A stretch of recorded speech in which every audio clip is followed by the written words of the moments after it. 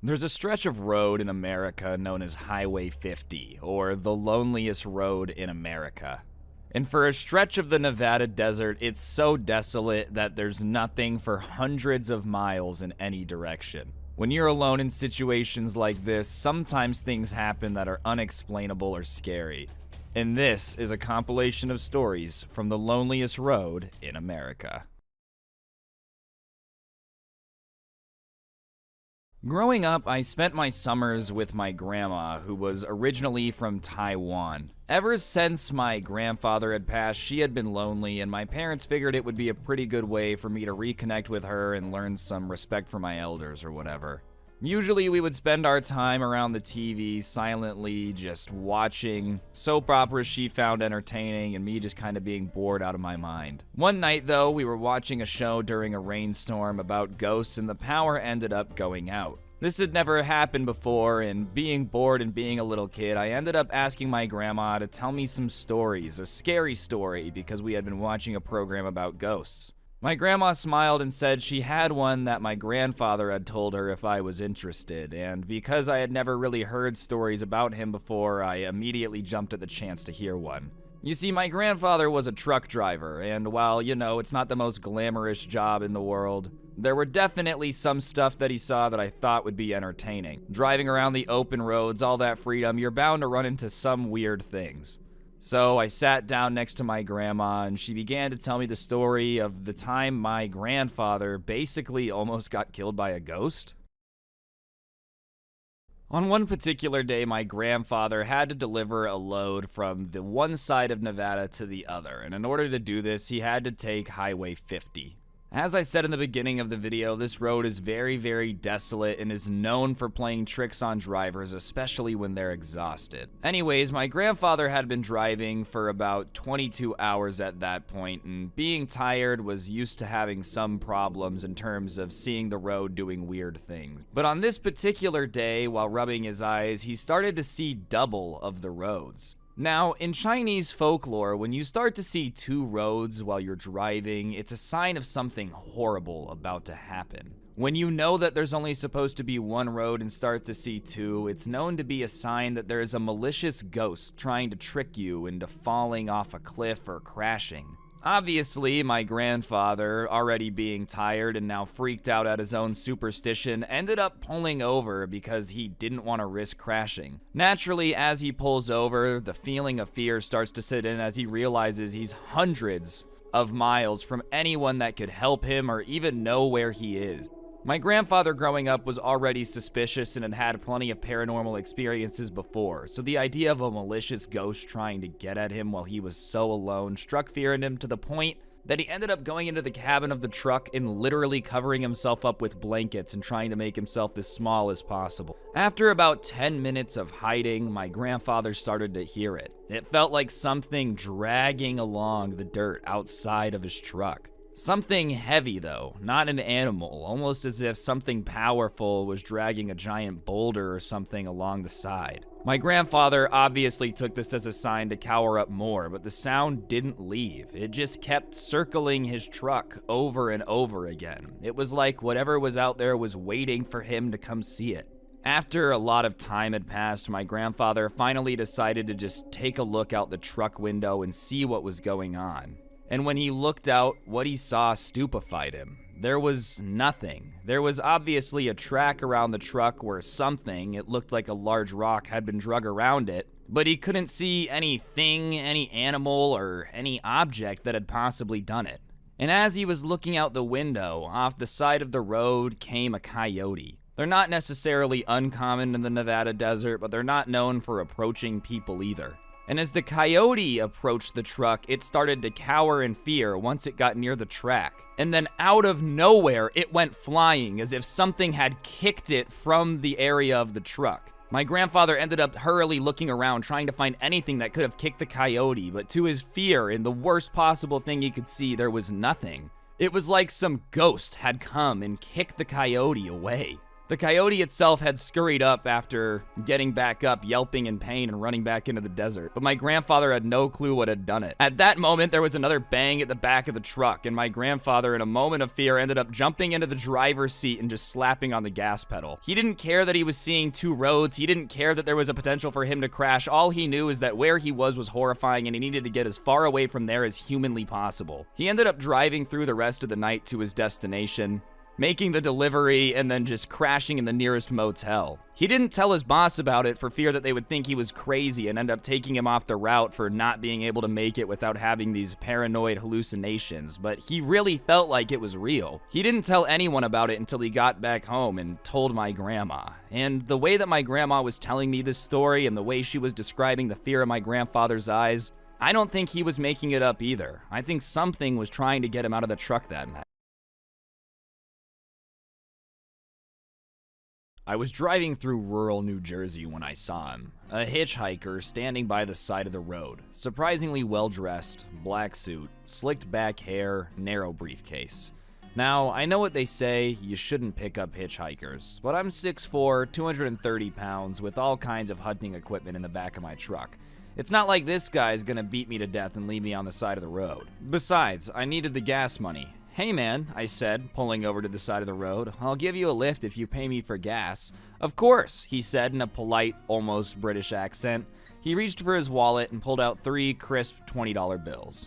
"This enough?" I grinned. "That's way more than enough." I greedily snatched the money from him and clicked the locks. "Hop on in." He climbed in. His blue eyes shifted from the Crumples Wendy's wrapper on the dashboard to the mysterious sticky glue in the middle console. "Sorry, the car's not clean. I'm going hunting," I said, turning back onto the highway. "Hunting? Interesting," he said in a strangely enthusiastic tone. "Have you always liked to hunt?"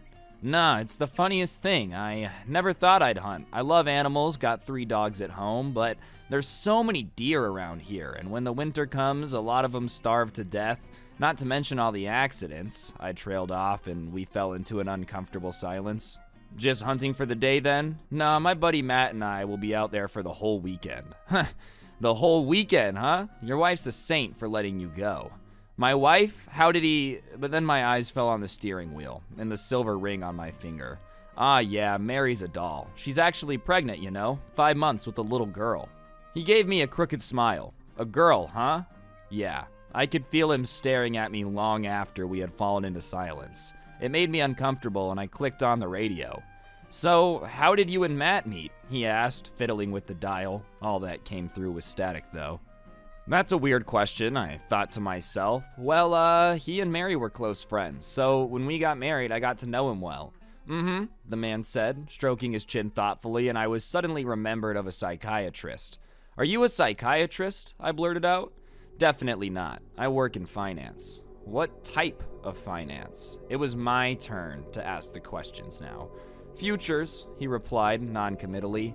I glanced over at him. A small smile was on his lips, and I noticed his fingers had gravitated from his lap to the briefcase at his feet. My heart began to pound.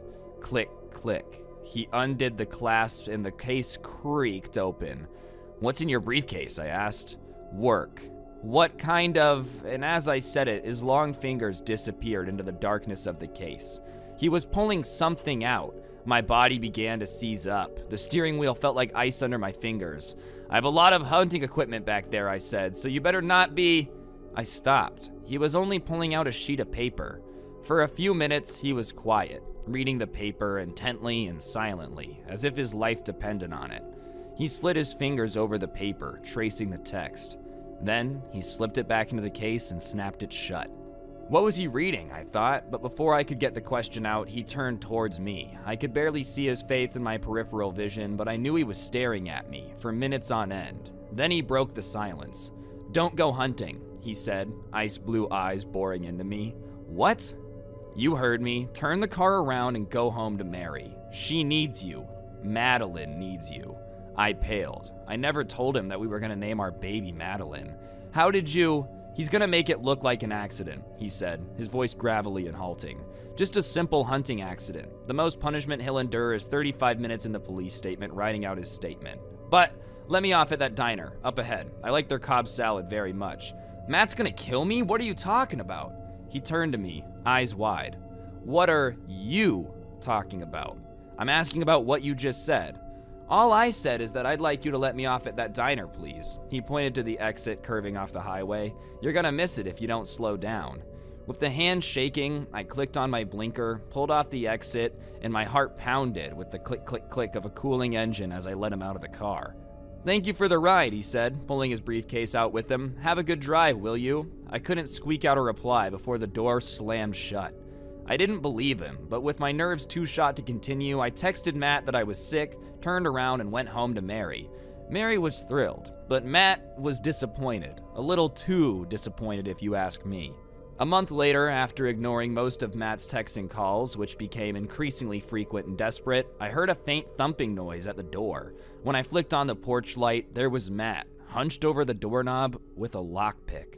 We called the police, and since then, life has been great. Just a few months later, our wonderful little Madeline was born, and as soon as we got back from the hospital, on our doorstep was a little teddy bear and a pink bow sewed on its head. There wasn't a return address or card of any kind, but I think I know who it came from. Jane was a 20-year-old girl who lived in Sweden and lived a life that most people would consider pretty gypsy-like. She mostly just couch surfed from house to house, doing her thing, doing her best to find odd work and have a good time. One particular time, though, around the holiday season, she ended up wanting to go home to her mother's house. Her parents lived far out of the city in a highly forested area. There wasn't many streetlights or houses nearby, so the drive was known for being kind of isolating and lonely. So Jane is on her way back to her mother's house this evening, and as she's driving up ahead, she notices something in the road. It's a small bundle next to the road, and as she goes past it, she stops in shock. It looks like the bundle is a baby. Keep in mind, she's far out of the city in the middle of nowhere, so the idea of someone just abandoning a baby on the side of the road is terrifying. Smashing on the brakes obviously keeps her skidding forward a bit, and she ends up stopping about 50 meters ahead. She reverses back and gets as close to the baby as she can before jumping out and running over to the bundle of the blanket, thinking that she's going to be saving a baby. She runs over, picks up the bundle, expecting a crying baby, and instead is greeted at what seems to be a prank as a toy baby has been bundled up and left on the side of the road. Just as she realizes it's a toy baby and relief strikes over her, though, she sees headlights coming down the other direction towards her. Realizing she's a young girl in the middle of the road at night, she runs back to her car, jumps in, and turns on the engine and drives off. But the car that was coming the other way turns around and starts coming up behind her, speeding up close as fast as humanly possible, tooting its horn. And Jane thinks that it just saw her on the side of the road messing with this fake baby, doesn't know that it's fake, or even worse, is after her specifically trying to get her. She starts speeding up, checking her rear view mirror. She can't tell who's in the car behind her, but it keeps up with her. As she speeds up, the car does as well. Its honking getting more and more furious as time goes on. Finally, after about 20 minutes of this, she reaches her mom's driveway. Even though the driveway itself is 2 kilometers long, she starts driving up it as fast as possible, trying to get some ground between her and this guy, thinking that being on the driveway would scare it off. But as the car began to follow her up the driveway, she knew it was coming for her. She called her mom and told them to ring the police, because she was being followed by a strange car that wouldn't leave her alone. Her mom, not really knowing what was going on but hearing the honking, obviously obliged and called them immediately. At this point, Jane starts to get extremely paranoid and starts to think that maybe that toy baby left on the side of the road had been left there intentionally for this guy to wait for somebody to come and get it, and Jane had just happened to get back in the car before she could have been kidnapped. Finally, Jane reaches the top of the driveway. She sees her mother's house and pulls in, slamming on the brake. She jumps out of the car and runs to the front of the house behind her mother, who is now standing on the porch with a kitchen knife in her hand. The car that's following stops and flies open, and an elderly couple jumps off and is yelling at the car. At first, Jane really can't make out what they're saying, but then their words become increasingly clear. "Someone got into your car," they screamed. And just as Jane realizes what is happening, a man jumps out of the back seat of Jane's car and runs into the forest near her mom's property. Everyone is looking at each other in shock at what just happened. The elderly couple hadn't set the baby on the side of the road to trap Jane or scare her or do anything of the sort. Rather, they had just been driving down the road, seen Jane stop to go get the baby, and as she was checking on the fake baby, saw a man dart from the forest into the back seat of her car. It was most likely that this man had laid it there, knowing that some good Samaritan was going to come and try to help the baby. And who knows what would have happened if they hadn't seen it or Jane hadn't have gotten home in time. Either way, from that moment on, Jane never went anywhere in a car again alone for a year, and even after that, constantly had to be checking the backseat to make sure there was nothing there while they were driving. Moral of the story is, be very careful if you're pulling over for anything, especially at night. When I was a kid, I would spend a lot of time with my uncle gathering and chopping up firewood for my grandmother, who heated her house with a wood stove still. One night, it was getting dark, dipping from the bed, as if something got into the back of it. I turned my head to look, but my uncle grabbed me once again and said, Don't look, do not look. Whatever you do not turn away, look at me," over and over again. And this time, I heard the tap tap again, but instead of it being from my side window, it was from the window behind me, as if something had gotten into the back of the truck and started tapping. It was getting harder for me to breathe as my anxiety caught up with me and I wanted to cry. The bed of the truck lifted up, and for a little bit my tension was relieved, but after a minute or two it dipped down again. My uncle looked around stressed, and the tap-tap happened one more time before finally it stopped. After that, my uncle looked around and sighed. It was completely silent besides the truck in the road. There was no sounds of any other animals. It was as if every other sound on the planet had just stopped in that moment while whatever it was had been tapping on the glass. In the silence, he looked at me and said, "We're gonna ask your father to do a prayer in the morning, so the evil will forget our faces." He was speaking in Navajo, but that's about the equivalent. I remember curling up on the seat and just staring at the radio, watching the time, listening to my uncle sing an old prayer until we got to my grandmother's house. For a while, I buried it inside my mind and forgot about it as much as humanly possible. But later in college, when we were learning about skinwalker stories, it flooded back to me and I immediately felt that same sense of dread. I ended up calling up my uncle and asking him about it to see if he remembered anything or any details, or if I was maybe just making it all up in my mind and just being a scared little kid who remembered things wrong. As we were talking about it, he explained that when the tapping started and he looked for himself, he didn't see a face, just eyes, almost like brake lights that you see on the road. And as it moved from window to window tapping, he said that the eyes were just watching me. I thought he might have been messing with me, so before we hung up, I tried joking with him about it, asking him, "Why didn't you just step on the brake when it was in the back?" Thinking that it would have been funny to see this creature fly over the top of the car. And that's when my uncle, completely serious, not wanting to joke around with me, said, "Because it wasn't alone." Whatever was out there that night definitely traumatized this person. And, it's just another sign that when you're all alone on the road, you might be alone from humans, but you never know what might be watching you from the sides. Back when I was in high school, I was known for driving a little bit recklessly. My parents had given me a pretty fast car for my 16th birthday, and I intended on using it in every single possible situation. I also happened to be on the football team, and after a game one Friday in a different town that I had drove to in my own car, I was driving me and my girlfriend back to our town, which was about an hour away. The school that we had played at was out in the boonies, so to get back home, we had to drive through a pretty remote section of highway and farmland. One of those little 2-lane roads where basically you can go as fast as you want as long as nobody else is around. Because I enjoyed going fast, I just kind of got it going and was trying to show off for my girlfriend who was in the car with me. She kept saying that I should slow down and that it wasn't funny, but I thought I was being the coolest guy on the planet. As we were driving through this lanes and 2-lane roads on this rural highway, all of a sudden though, I got this sense of dread, as if something bad was about to happen. I tried to shake it off, but I just couldn't, and then I became aware of the fact that there was something in my way up ahead. I couldn't see anything in the road, even with my headlights illuminating it, but I just had this feeling. I was going about 100 at the time, but something just didn't feel right, and I could tell hitting the brakes wasn't gonna help. I slammed on the brakes as much as I could, trying to get the speed of the car down, and swerved into the other lane, trying to avoid whatever I thought might potentially be in the lane ahead. I spun out for a second, my girlfriend screaming the entire time that I was an idiot and how she was never driving home with me again. After we finally stopped spinning out, I stopped the car, made sure everyone was okay, and went back to see what it was.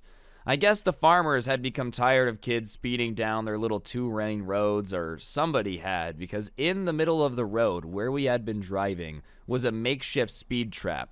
It looked like somebody had taken all the jagged metal from their broken tractors and broken rakes and put them onto this log for people to hit. Obviously, I was an idiot for speeding, but had we not slowed down, that probably would have killed us. Spinning out was already bad enough, but hitting this would have made it completely out of control. I don't know to this day what gave me that bad feeling that there was something in the road and told me to swerve, or made me aware of the fact that something causing my doom was imminent. But whatever it was looking out for me. After that day, I really toned it down on the reckless driving, started speeding a whole lot less, and just started thanking my lucky stars to be alive. Obviously, whoever left that out in the road was a psychopath and probably could have hurt someone, and we did end up calling the police for them to come move it out of the road. But I guess I had a guardian angel that day watching over me. Moral of the story, just don't drive like an idiot on that one, okay? That wasn't me. I was reading somebody else's story there, you know. But yeah, on that note, guys, I think that's going to do it for these 5 scary stories. Hopefully you enjoyed. If you did, I would really appreciate you pressing the like button, letting me know in the comment section down below what you thought, and subscribing if you're new, turning on those notifications. I've never really done a video in this style before, but if it was something you guys enjoyed and want to see more of, please let me know in the comment section down below. If you really want to help out the channel, you can use code SCRUBBY at the G Fuel checkout. It's a great way to get yourself some G Fuel and help me out. My podcast, The Scuffed Cast, can be found down below. And on screen now is actually the coolest merch to ever exist, if I do get to say so myself, and you can find that in the description as well. And yeah, on that note, don't get anyone pregnant. If you do, make sure they're hot, and hopefully I'll see you guys next time. I'm out. Peace. What's going on, guys? It's your boy Scrub here, back again with another video. Hope you guys are having a great day. I know I am, and today we're going to be doing another little collection of scary, spooky stories, so sit back, relax, and enjoy. Up until my mid-20s, I would have told you that there's no such thing as ghosts. Most things that people say I think is just their imagination or wishful thinking. Now, I don't know, I just don't know anymore. When I was in my 20s and newly married, my spouse and I moved for his job. We needed to find a place to live pretty quick, and we lucked into the perfect house. It was old, and in its previous life, it had been someone's beach cottage, which I loved. What's better than living in a resort town, close enough to walk to the beach? Plus, it wasn't in a resort area. It was on the back half of someone's property with one road in and out, with lots of trees and shade. Very quiet, no other people around, and because the house was originally a weekend cottage, it was one big room with a small addition to one side that contained a kitchen, bath, and then another addition off the back that had a bedroom. The big room, though, was awesome. Windows on all 3 sides with a nice breeze most of the time, a fireplace, and lots of open area.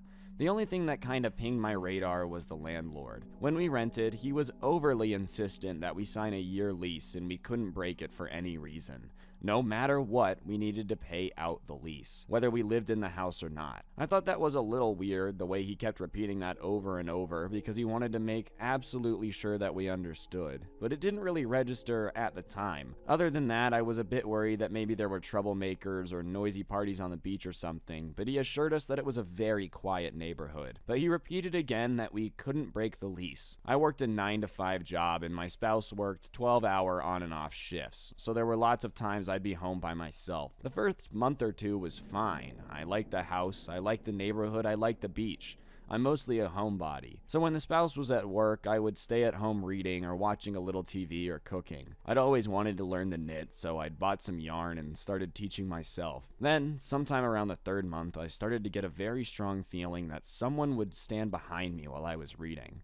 You know, like looking over my shoulder. It only happened when I was alone in the house, and only when I was in the main room.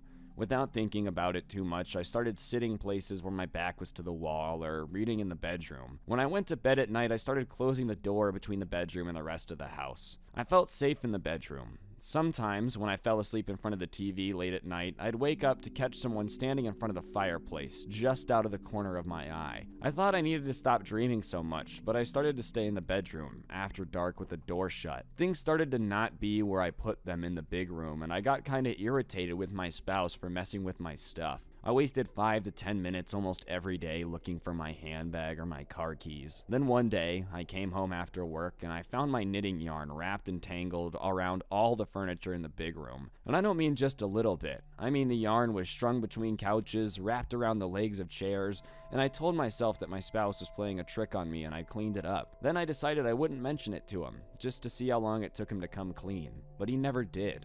I moved my knitting to the bedroom. My sister came to visit for a long weekend because I'd gushed so much about our lovely beach house that she wanted to come visit and see the beach. She came for a 4-day weekend and she slept on the pull-out sofa in the big room. After the first night, she told us the sofa wasn't very comfortable and she thought she was coming down with something, so she changed her travel arrangements and was leaving that afternoon. She seemed agitated but wouldn't talk about it, and a few days after she went home, she called me and started the conversations with, "I know you don't believe in ghosts and maybe I'm just being stupid." My heart dropped. I thought I was the only one, and I was being so stoic and pretending I never saw or heard anything. She went on to tell me after she went to sleep that night in the big room, noises woke her up in the middle of the night. She thought it was one of us, but no one was there. Then, while she was sitting in the bed looking around, the windows started opening and closing.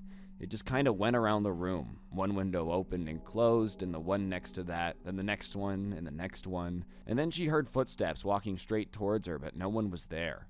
The footsteps walked right up to the bed where she was sitting, over the bed, and continued across the room and out the side door into the kitchen area. She said she ran out the front door and spent the rest of the night on the front porch. She came back inside when the sun came up, waited for us to wake up, and made excuses to go home. She didn't want to spend another night there. She said, "I know you won't believe me. That's okay, but I'm not sleeping there again." I told myself that my sister had always been a little bit nutty about stuff like that, so knowing the house was old, she probably just had a very vivid dream, and I kept telling myself that.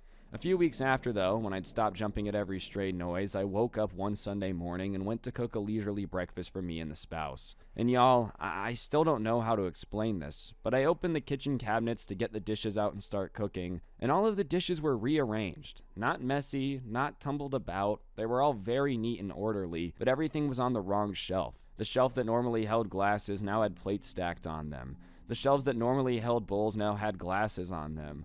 My first thought was that someone had been in the house during the night, but when I checked all the locks, they were still locked. We didn't know many people, and I couldn't think of anyone who would pull a trick like that. Besides, there was so much stuff moved that no one could do it quietly without disturbing people in the next room. So I did what any half-crazed, scared person would do. I pretended it never happened. I pretended that I always kept the glasses on that shelf, and this was nothing strange about having all the plates on this shelf. I sure as hell wasn't moving anything back, because I didn't want to see what would happen if I did.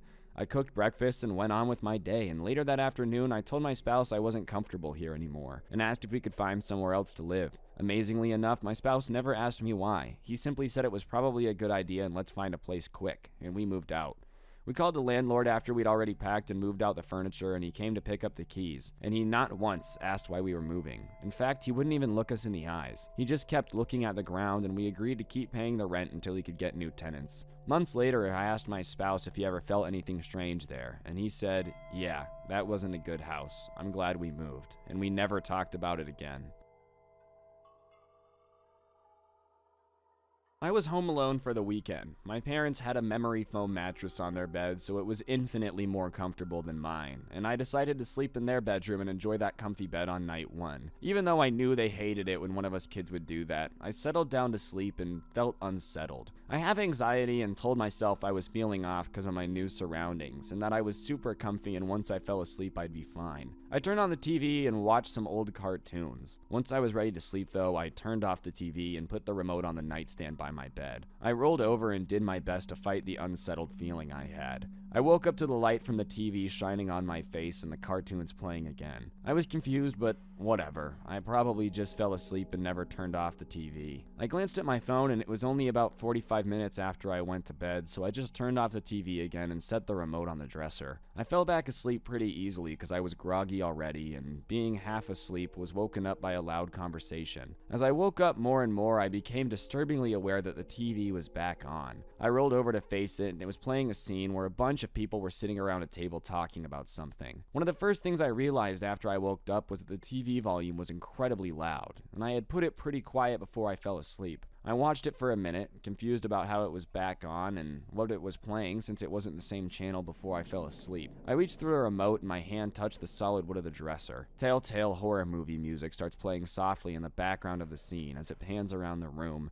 and I'm fully awake, feeling around the floor through the remote that I must have simply knocked off the stand in my sleep. I'm starting to shit bricks now due to the insanely loud, suspenseful music and the TV turning on by itself on a different channel. I decide I absolutely have to turn on the lights, so I jump out of bed and take a straight line from where I was standing to where the light switch was. I make a weird noise between a yelp and a cry and flick on the lights, grabbing the remote, turning down the volume, and I check to see what show was playing, and it was an old horror movie playing on a movie channel. I bug out of the room as fast as I can be and just leave the TV on in superstition. Who am I to judge if someone else is trying to enjoy an empty house with me? It took me a long time to fall asleep in my own bed that night. I asked my parents if they ever had problems with the TV turning on randomly, and they looked at me like I was stupid, and I never tried to sleep in that room again. When I was together with my ex, I used to hang around her old house all the time. Between her bedroom and the kitchen, there was a large living room with a cushioned sofa and TV. You had to walk between the two to get to either side of the house, and one late winter evening, we were watching a movie in her room and I went to get water. On the way, I felt uneasy and kinda stressed, but I'm a grounded dude, so I just shook it off, got the water, and started walking back. On the way back, I passed the sofa and my ex was sitting there, her hair towards me so that I couldn't see her face. I remember her light brown, golden curls and her thin neck and her pale skin so perfectly without any fault. I stopped and started walking up to her, but as I did, she kinda slid to the side and her body was hidden by the back of the sofa. I walked up to the sofa and was gonna tickle her or something. It's important to note that I didn't think anything was wrong at this point, it was just playful teasing. And as I looked down into the sofa and all the pillows it had, I saw her body buried beneath the pillows in a blanket. It was her, and I figured she just made a makeshift fort. And to this day, I can't for the life of me understand why I didn't realize that something was weird, because there's no way a person could make a fort in 4 seconds. Anyways, I put down my hand, and just like that, she vanished. I can't remember if I blinked or focused my eyes on something else, but my hand only met cold woolen cloth underneath the pillows. There was nothing there. In shock and thinking I was crazy, I walked back into her room and said nothing about it and let it go during the movie. It all hit me a few months later when she was showing me old photos of her playing as a child with her grandmother holding her. The grandmother was a slender, thin-necked, pale woman with the same light brown golden locks as my girl. It was her that I had walked up to. It was her that I saw beneath the pillows. My heart sunk, and I will never forget how her eyes looked through the photo album at me. I have no clue to this day why it happened. I never told anyone, but think about it occasionally. Sometimes it feels as if she was playing with me, maybe measuring the guy who was dating her granddaughter. Some other days, especially when I was out fishing with a friend, it felt like I was lured towards her, like she knew exactly what she was doing. When I was about 5, my family moved to a different home due to my father's changing work. It was built in the 60s, I believe, and it was a fairly long house. My bedroom at my previous house was at the end of a decent-sized hole, and my only request at that age was that our new house had the same setup so I would be happy. And it did. The hallway was much longer and I could run as fast as I wanted from my room, straight into the living room, turn left in the kitchen, and then turn right into the den, which was a garage that had been converted into this huge room. I remember being very excited. The first sighting happened one evening while I was sitting on a couch in the living room. Something made me want to look over and down the hall instead of watching TV, and I did. And there was a woman stepping out of my parents' room. A complete shadow, but I could see how her hair curled up near her shoulders, like it was in the 50s from her silhouette. She was wearing a sundress, but she was tall. She just stood there for the longest time and then walked into my room. My parents seemed weirded out when I told them, but kind of brushed it off. And I saw the exact thing happen a second time a year later. Both times, I don't even remember being scared, more confused. But then the night terrors started. which is a story in and of itself. The things I would see and hear were terrifying, and as I got older, we would hear knocking on the wall of my bedroom at 3 a.m., as if on cue. The basement was as long as the house, and the stairs would bring you down in the middle, and we always felt like we were being watched down there. And worse, the light under the den portion didn't work properly, so there was a dark half and a lit half. Large black metal beams supporting it lined the middle of it, and many nights we could hear what sounded like someone tapping a wrench against them over and over. My parents even heard it, and my dad would go down and tell us nothing looked out of place. Crap hit the fan though when my mom was home alone one day, dog sitting for our neighbors. She said something started trying to open the basement door, and the dog she was watching started flipping its crap and barking at the door. We usually kept the light on in the stairwell, and we could see a shadow under the door as people walked up, and she swore there was no shadow, and it grew so violent she tore out into the front yard and waited for my dad to get home. At which point, he goes, with pistol in hand, and checked it out, and found every door to be locked. There was no way someone got in. It wasn't until years later our neighbor on the other side started getting to know my parents, and she mentioned that the older woman originally lived there and the basement would flood a lot. She saw them wheeling a body out of the back of the house, and when she asked the paramedics what happened, they said it was like she fell down the stairs and drowned at the bottom. This put my whole family in a state of dread, and even the neighbor seemed unnerved when we told her about the things going on. I literally got used to feeling like I was being watched, and the day we moved and started sleeping in my new house, I couldn't believe how at ease I felt after the first night. Okay, I haven't told anyone this story since I was a kid, because when I told my cousins that it was happening, it scared them really bad, and I got a second-only whooping with my belt by my dad. As an adult, I don't mention it because I just don't want people to know what was going on, and I don't want other adults to think I'm nuts. When I was in second grade, I woke up one summer night, dead of night, to a woman floating through my bedroom window. I wasn't scared though. I sat up and asked, "What are you doing here?" And I remember she answered me, but oddly enough, the next morning I couldn't remember what she said or what her voice sounded like. I couldn't even remember what she looked like. So I said to her, in true 8-year-old fashion, "Well, you better get going, because my dad might wake up and he'll be mad." And she slipped out my already cracked bedroom door and I went back to sleep. Sounds like sleep paralysis, right? But you're wrong. The next day, I was really excited that I had my fairy godmother, and I named her Crystal. And I thought in my head, please come back and wake me up at dawn so we can talk. And I'm not messing with you. The next morning, just as it's getting light outside, I hear someone whispering my name. And I realized it was real, and she's a ghost, and I froze. I stayed as still as I could, not able to breathe, and prayed as hard as I could. Go away, go away, go away. I could feel her right by my head, and as I'm typing this, I'm starting to cry. Okay, happened once. Coincidence, right? Nope. Every time I would get brave and say out loud to her before going to my bed, "Alright, this time I won't get scared." She would come, whispering my names, and I would almost crap my pants in fear and never open my eyes. So at this point, I'm thinking it still could be night terrors, right? I mean, our eyes have receptors sensitive to light, and this is causing me to wake up at dawn and hallucinate. But this is where it gets real. Next summer, I tell a friend that this is going on while we're camping, and she doesn't believe me, and says to me, "Alright, ask her to come tonight." We're sleeping in the same tent, and my friend wants to see it for herself. And at dawn, I hear her calling my friend and I's names too. We don't move, she leaves, and my friend says she heard it too, freaks out and tells her parents crying, and I get in trouble for scaring her kids with ghost stories. When I was 16, I started dating my very first boyfriend. The first time I went to his house, we were hanging out in his room, and for whatever reason, I decided to take off my shoes and leave them there when we went back downstairs. A couple hours go by and his dad offered to drive me home, and I agreed and went upstairs to grab my shoes. However, right before I went to step over the threshold to his room, I stopped short. I don't know what happened, but all of a sudden I felt a huge sense of dread. I felt like something was warning me that they didn't want me there. I went back downstairs and told my boyfriend I needed him to get my shoes. When he asked why, I told him what happened, expecting them to laugh. And his mom, who was listening, went white and her jaw dropped. My boyfriend looked frightened and said, "Oh God, it's happening again." At this point, I'm confused, and he explained that he has visions, him and his brother, about how strangers could never go into his bedroom for the same reasons I had. They eventually had to get the room blessed by a priest, which seemed to make it stop for a while. This was reoccurring throughout the entire time. He would call me in the middle of the night hysterically because he saw a stranger peering into the bedroom in the middle of the night.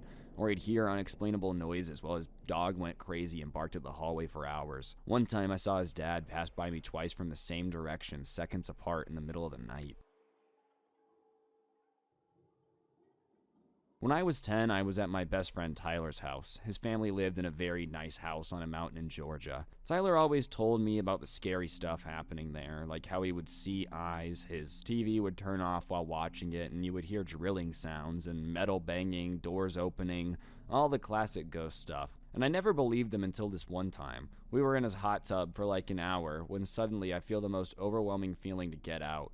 And that exact moment, Tyler looks at me and says, "We need to get out now." And there's a fear in his voice. We jump out and dry off and go inside. And as we go in, he locks the door and tries to open it to make sure it's locked. So we start going towards the big movie area that's near the back door to watch Napoleon Dynamite. And out of nowhere, we're hit by the fear again. We smell what smells like rotten animals, and his DVD rack falls over and all the movies start flying off. And at the same time, the back door flew open.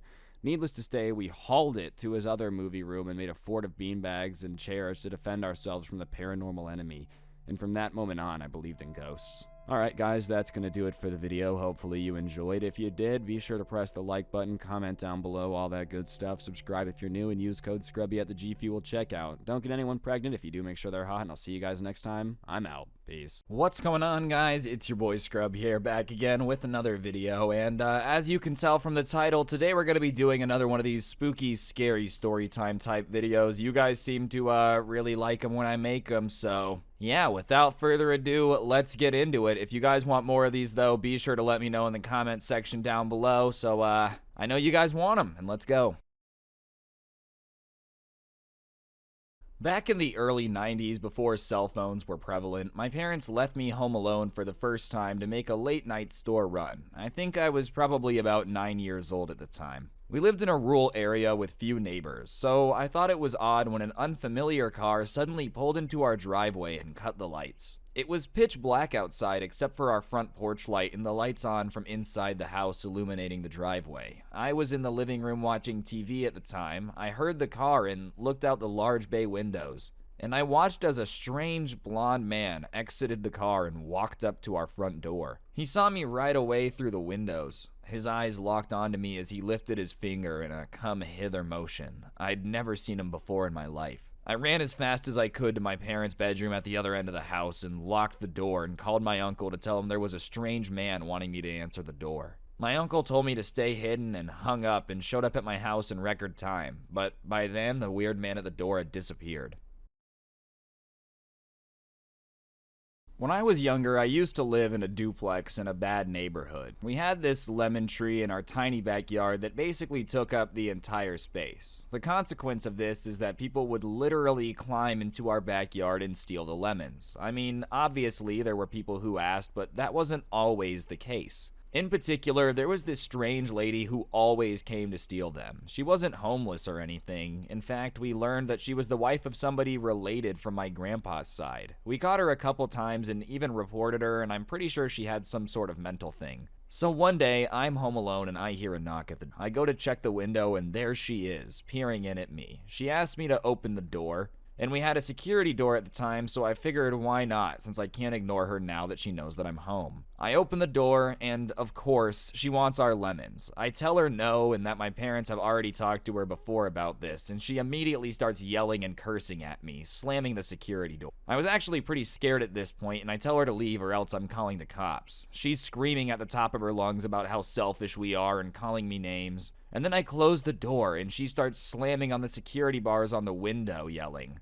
And at this point, I'm like, alright, I'm gonna call the police. When suddenly, I hear a noise from the side of the house, and I immediately realize she's trying to climb the fence into the backyard. I didn't want to go outside to face the crazy woman, so I'm just standing there stunned, not knowing what to do. And I hear some loud banging looking out the window. And then I see her just running away. Some weeks later, my grandma and grandpa had a super scary encounter with her as well. They lived about 2 blocks away, which is how we learned about the connection. Whatever that lady wanted, I hope she got her lemons, but they just weren't coming from our tree. So, before I tell you the story, you need a description of my house. We had a 1/4 mile or so long driveway on about 4 acres of land. We could see all of our neighbors pretty easily, but we weren't close.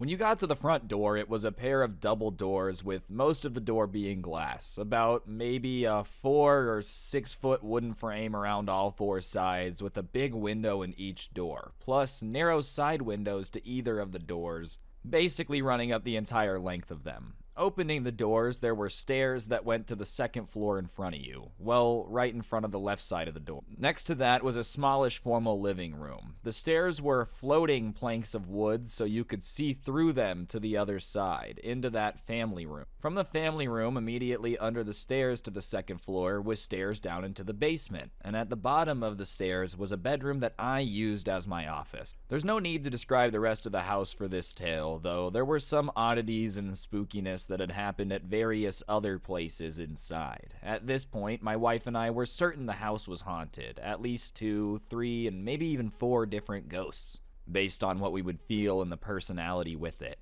They were not a constant presence, and it felt like 2 of them liked us both and were generally benign or sometimes beneficial. One seemed to like me and dislike my wife, and another was the opposite, seemed to like her and dislike me. The 2 nice ones may have just been ones who had different moods, or it may have been that the other 2 were just sometimes okay with us. Whatever it is, neither my wife or I never seemed to feel more than 2 at a time, which is why we weren't sure how many there were, and if we never saw any of them, we only felt them and heard them, again leading to us not being certain if it was 2, 3, or 4 different ghosts. Anyways, back to the story. Up until now, nothing really bad had happened, and even this story isn't horrible. We had random items disappear, reappear, hear noises, and mostly could just feel them at certain times in certain places. If we hadn't talked to each other about it, I'm sure we would have just passed it off as our minds playing tricks on us. But once we talked about it, it became clear that neither of us was hallucinating, or if we were, it was a shared hallucination. This evening, my wife was out of town, visiting friends about 90 minutes away, but gone for the night, staying the night there. I was in my office working, and I began to hear a loud rumbling. My first guess was that a delivery truck just pulled up in the driveway. It sounded like a big diesel engine. I started saving what I was working on and getting ready to go upstairs, and the noise got louder. By the time I was walking to the stairs up on the main level, it sounded like a semi-truck, and I mean a big, loud semi-truck was in my driveway. Which had happened for some deliveries in the past, but I wasn't expecting anything like that, so it seemed really odd. As I started up the stairs, it got even louder, to the point where I was honestly considering if a helicopter might have just landed in my yard, but why would that happen? The walls were vibrating slightly. Pictures were bouncing against the walls. Not wildly, but enough that it was audible. At this point, I was about halfway up the steps and I started to move faster and looked back over my shoulder. Through the floating steps above me and out the window in the door, my view wasn't perfect because of the angle and the steps blocking it, but I saw black shoes, or black dark brown socks, or brown work pants. My mind went, oh, it's the UPS guy, but what is he driving that's so loud? And I turned back forward and dashed up the rest of the steps. As I got to the top and was about to turn around the guardrail to move the front door, 2 things hit me. First, I should not have been able to see those shoes. There was a 4 or 6 foot wooden base at the base of my door, and at least another inch or 3 from the bottom of the door to the top of my porch. Second, as soon as that hit me, I felt the sound explode into silence. I know that sounds weird in a way, but it's the only way I can describe it. It was like a pressure wave went through me without moving me, and it was eerily quiet. Like, no buzzing appliances, no bugs, no critters, no noise from the fairly busy roads half a mile away, nothing. And the electricity, including all lights, went off in that same instant. So I was left with an ominous silence and dark, with only a bit of the twilight from the stars and a sliver of the moon lighting up the entrance to the house. I found out my house cell phone was in my hand, not sure when I had pulled it out of my pocket, but I called my wife, freaking out. I was moving, out the very same door I had just seen someone outside of. Looking back, I don't know why I didn't run to the back door. The house was dark, but I knew the way and it wouldn't have been difficult to navigate, but I was just filled with primal dread. It was coming from within as well as without. It felt like I was walking through a cloud of fear, so I ran to the door, threw it open, and went to check the breaker panel. It was all turned on. No breakers flipped. The power shouldn't have been off, but it was. My wife answered halfway down the drive. I managed to tell her what had happened by the time I reached the end. I kept her on the phone, and I don't really remember what was said, but I walked 10 miles. I wanted to be far away from the house and never even thought about going in the garage to get my car. When I had time to collect myself, I walked back to the house. The first thing I noticed was that it was lit up. Every light in the house was on, even though I hadn't had any of the upstairs lights on besides the porch light and the family room light. Before the power had gone out, the front door was shut and locked, and even though I had left it open, no neighbors would have gone in. And even if they did, how would they have locked up behind themselves? I had my keys in my pocket, so I was able to unlock my door and went inside, and everything felt normal. Maybe even a bit emptier than normal. I went down to my computer, and it had indeed restarted and warned me about not shutting down properly, just as if the power had been out. Luckily, I had saved up before getting to get up and check it out those hours ago, and as I shakily went back to work, I was still freaked out, and I was for the next couple of weeks, but nothing else odd happened for a while. A month or so later, the house was broken into and vandalized. A lot of our stuff was stolen, and over the course of the next few months and everything that had been going on, me and my wife ended up moving to a new place. It has been sold at least twice since then, and I haven't kept close tabs on it for a while. No idea if the new owners had any supernatural experiences or whatnot, but I did drive by about 5 years ago and noticed there had been a lot of work done to the place. Anyways, I really have nothing else to say about it. It doesn't sound that scary now, and like I said, I've experienced few other things in my life that are probably scarier, but nothing comes close to the sheer amount of terror I felt that night. When you're holding somebody's ears shut, you can't cover up your own. I didn't realize that for a long time, and I'm writing this to get it out of my system, or off my chest, so to speak. It's a Hail Mary effort for sure, but maybe I'll get some good advice out of this. My big brother Braun used to come into my room late at night when I was little. The visit seemed random, but would happen at least once every 3 months. I was and still am a very light sleeper, so I would wake up instantly whenever he'd open the door. He would place his finger over his lips before sitting down on the bed with me, and then he'd pull me close and place his hands over my ears. We would sit like this for an hour, and each time we would just sit, and eventually he would let go of me and go back to his own room. I tried to ask him why he kept doing this, but he never told me directly. The older I got, however, the more everything appeared to fall into place. There was only one rational explanation, and that had to have been related to our parents. Mom and Dad were a seemingly happy couple. They never fought and argued or even swore in front of my older brother and me, but maybe that's because what they were doing at night and what Braun didn't want me to hear.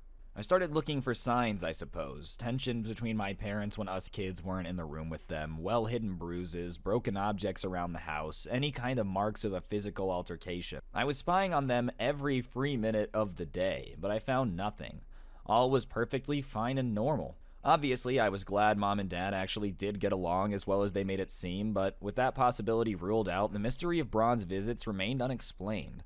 I could have just asked Braun what he was doing, but that's not really how a kid's mind works, or at least that wasn't how my mind worked. The way I saw it, I had to make an effort to figure out why on my own. Like all those clever young detective nerds on TV. I really did feel like a little investigator or secret agents of sorts. That's childhood innocence. For a long time, the search for my answers yielded no results. I never quite gave up on it though. Over the years, yes, this went on for years, I got better at sneaking around the house unnoticed, and I learned how to walk without making sounds. I would creep up on Braun's bedroom late at night, sometimes, and peek through the keyhole.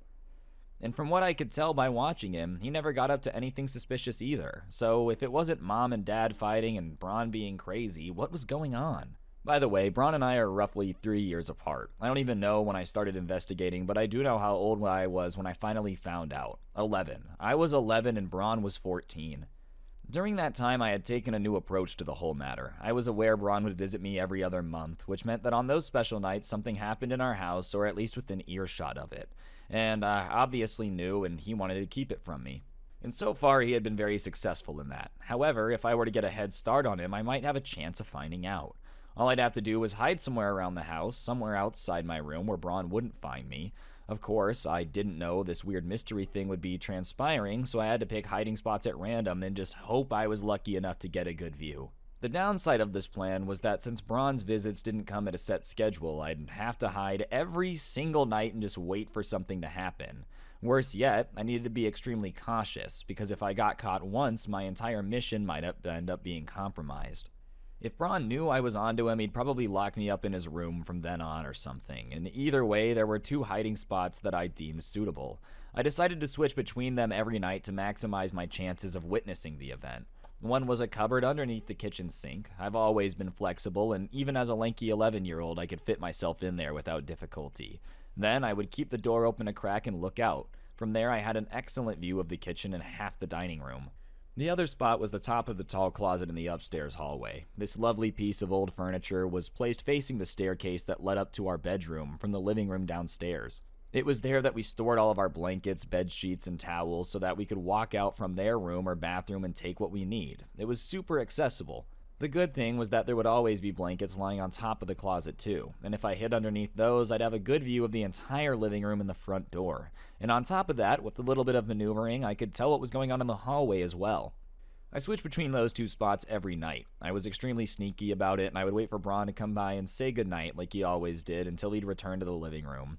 He'd stay up longer than me and watch TV downstairs with my parents, and once I was sure nobody was paying attention, I'd crawl down the stairs into the cabinet on all fours or hide in the hallway. In the meantime, I had also acquired the key to my room and would lock it from the outside as soon as I would leave my hiding place. With that, I risked not being able to make a fast and silent return, but it would also buy me time when Braun would inevitably come to cover one of my ears. Surely, he'd think I'd locked myself in because I wanted privacy, and his first course of action would be to find a way into my room instead of assuming I was elsewhere and going to look around. So I was pretty calculative with my plan. And then the night came and it finally happened. I was hiding on top of the closet door, not even sure if I should be lucky I did. On one hand, if I'd been hiding in the kitchen, I would have seen little of what went down, but on the other hand, I really wish I hadn't have seen it. It started with me waiting for what felt like hours. Maybe it was hours, who knows? I could hear the TV humming away downstairs, but nobody was talking. Kind of odd. Suddenly, I heard the front door unlocked, and in came my mother in high heels, a red short dress, and eye-catching hoop earrings. I had never seen her dressed up like that, and I didn't even know she was going out that night. She was laughing loudly, her bright red lipstick shining as she switched on the light in the hallway. She wasn't alone, though. A man followed her inside, about the same age as her, dressed in a nice gray suit. I had never seen him before, but he was holding her hand. She pulled him into the hallway after her, and he was laughing. I could tell he was intoxicated. Mom shut the door and smiled widely at the stranger. The TV was switched off, and Dad and Braun emerged from the back of the living room, making their way into the hallway. The stranger, who was taking off his coat, halted and turned to my mother and said, "I thought you'd be alone." She gave him a sweet grin and shrugged before turning and pressing herself up against the door to lock it. What? That's all the man could say before my dad wrapped his arm around him from behind and pressed his hand over his mouth. He was holding something white, like a handkerchief maybe, and he stuffed it into the guy's mouth. The stranger tried to reach up and remove his arms, but my father didn't let go. I stared in shock, unable to move. This wasn't really happening, was it? "Just stay still now, buddy," Dad said in a calm voice. The stranger whimpered through the gag and lowered his arms. "Braun, go take care of your sister." My older brother, who had been watching the scene with mild interest, nodded and proceeded to climb the staircase. I lowered my head, allowing the blanket that I had been peeking out to swallow me whole. Braun's footsteps moved up the stairs and towards my bedroom door. I heard him press down on the handle to find the door remained in place. My brother gave a low hum as he tried it again and again and again. The handle creaked quietly in protest, and I shipped on top of the closet and peered out. As expected, he was standing outside my room, looking alarmed and confused, and raised his hand and knocked. April, are you asleep?" No response came from the empty room. "April, can I come in, please?" Still nothing. Of course, I stayed silent as I could, hidden safely beneath the sheets. Meanwhile, the stranger was weeping downstairs, his voice muffled by the gag that Dad had stuffed into his mouth. My parents were staying still, like they were listening to what was going on upstairs, and after thinking, Braun raised and banged on the door with such force the whole floor shaked. I winced. My brother then leaned his door, pressed his ear up against it, and after a few seconds, shook his head and went downstairs. She locked herself in. She seems to be asleep, though. Well, it was expected. Girls want their privacy. We couldn't have made you keep barging in there anyways. We're gonna have to talk to her soon. I turned in my spot down in the living room again. What did she mean? They were going to talk to me? Were they planning on letting me in, whatever this sick scheme was? Braun seemed to know all right, and I still didn't want to believe what I was seeing. Maybe I thought this was a setup. Maybe they'd sneak around and this was my punishment. Maybe this guy was an actor. Part of me tempted to just come out of the hiding spot and tell them I learned my lesson. But I wasn't actually naive enough to think that was the truth. I knew very well that was happening. Deep down I knew. I just didn't have the strength to accept it. My disbelief was protecting me from the cruelty I was in the process of witnessing. My dad and brother ended up taking care of the stranger. His body fell limp, folding over the staircase. Dad picked him up and proceeded to drag him off to the part of the living room that I couldn't see. Mom smiled at Braun and patted his shoulder. "Sweetie, Can you wipe off that for me? Come join us when you're done. My brother nodded, and while Mom walked after Dad, he went into the kitchen, returned with a wet cleaning rag, and started to work on the stain that was now on the floor. Afterwards, he made his way back to my parents. I had no idea where they'd gone exactly, but I figured it was the basement. They probably exited through the back door. Once everything was silent, I slid off the closet, went back into my room, and laid down, being wide awake all night. Ever since that happened, I didn't participate at school. I didn't talk to my friends, my brother, my parents. It was obvious that my family knew something was wrong, and they'd try to get me to tell them, but I stayed quiet. I don't know why I didn't speak. Sometimes I actually wanted to, but when I opened my mouth, my mind was suddenly empty. It felt like I had completely forgotten every word that had ever existed. 4 weeks later, the police were at our door. I hadn't been the one to inform them, and I felt terrible about it, but I also couldn't have been happier. I saw them from my windows, and as their car pulled up outside our house, I started to cry then. I knew I should have said something sooner at the time. The guilt was killing me. With every day I kept my mouth shut, I had been scared that they would bring home another one, that someone else was going to die, and it would be my fault for not doing anything. They didn't seem to get anyone else before they were caught, though. It was over, and I was happy. I'm not sure how exactly the police or whoever was on it found out my parents were the ones responsible for the disappearances. They just lured in men and women, responsible for 23 total, and not just around town. Once they had lured them back, they killed them and stripped them of their cash and belongings, and those were just the ones that they had proof of. But I genuinely do hope that was all. Braun and I grew up apart from our mother and father. After what I'd seen, I didn't mind too much. Ever since that night, I'd been scared to death of them, quite literally, as I'd been walking on eggshells in fear of what they'd do to me if I found out or upset them. Braun was never punished for helping them or anything. I'm not even sure if they knew he did so at all. We both got counseling and stuff, and it was a difficult time for both of them. I'm sorry for not wanting to talk about it any more than this. I hope you understand. Either way, I already mentioned I'm writing this because of something that happened recently. It took a long time for Braun and me to reestablish somewhat of a trusting relationship, and I realized that he had been greatly impacted by the things he had seen. I don't know when Mom and Dad started using him to assist them, but I was certain that he had been like me, a scared child who didn't know what else to do. Maybe it started with them simply telling him to cover my ears, and he had investigated to find out too. I had never been afraid of him, for a long time actually, but that's how we slowly started talking again. Nowadays, we're close, or at least we were until yesterday. Braun and I met up for lunch, got ourselves takeout, and ate at his place since that gives us the chance to catch up in private. And that's when he made a suggestion. "You're really pretty these days. You look a lot like Mom, maybe better than her. Where are you going with this?" I asked, uncertain and a little uncomfortable with being compared to Mom. "You ever think about how Mom and Dad got caught?" Honestly, I don't think about them at all. Of course, but I was wondering. You know how they did it, right? She lured him in, and Dad did the whole ambush thing. You don't make as much as you should, and neither do I. Work sucks, and there's people who have more money on them every day than we make in a month. And most of the time, those people are jerks. He said this so casually, it felt like he was telling me about the weather forecast. I didn't say anything. I simply got out and walked out the door, not stopping to put on my coat. I simply took it outside with me. That was yesterday, and we haven't spoken since. I don't know what to do. Ever since then, I've been asking myself if he played a bigger role in all this. The thought itself seems outlandish, but the more I wonder, the more I feel like there might be something more to it. If anyone who reads this has any idea on what course of action to take here, please share with me. I'm at a loss and I'm scared. There is one thing I keep thinking about in particular. I mentioned it at the start too. Braun would only ever hold my ears shut, meaning he himself would hear everything. I never noticed him showing any kind of distress though. That story, a link to the text of it and the author are in the description, but that was fire.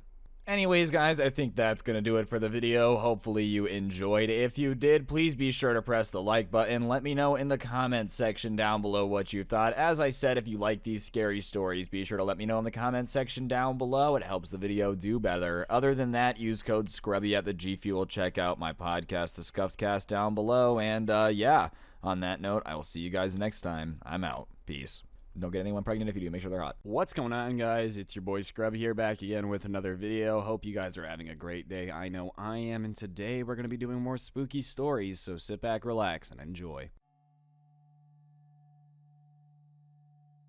When I was 15, I traveled to Europe with my family, and we stayed in Ital, Germany, in a small inn for a few nights. My parents had doubles on the second floor, and my sister had double bedrooms next to theirs, and I was lucky enough to have a single room all to myself at the far end of the hall. We went to check into our rooms, and as soon as I entered the hallway of the rooms, I remember feeling as though I walked into a wall of bad energy. I was so unnerved and uneasy in that hallway, but I ended up passing it off as overactive imagination. I slept the first night without any issue other than waking up a few times, and the next morning at breakfast, one of my sisters mentioned feeling really uncomfortable in the hallway, almost as if the air was crushing.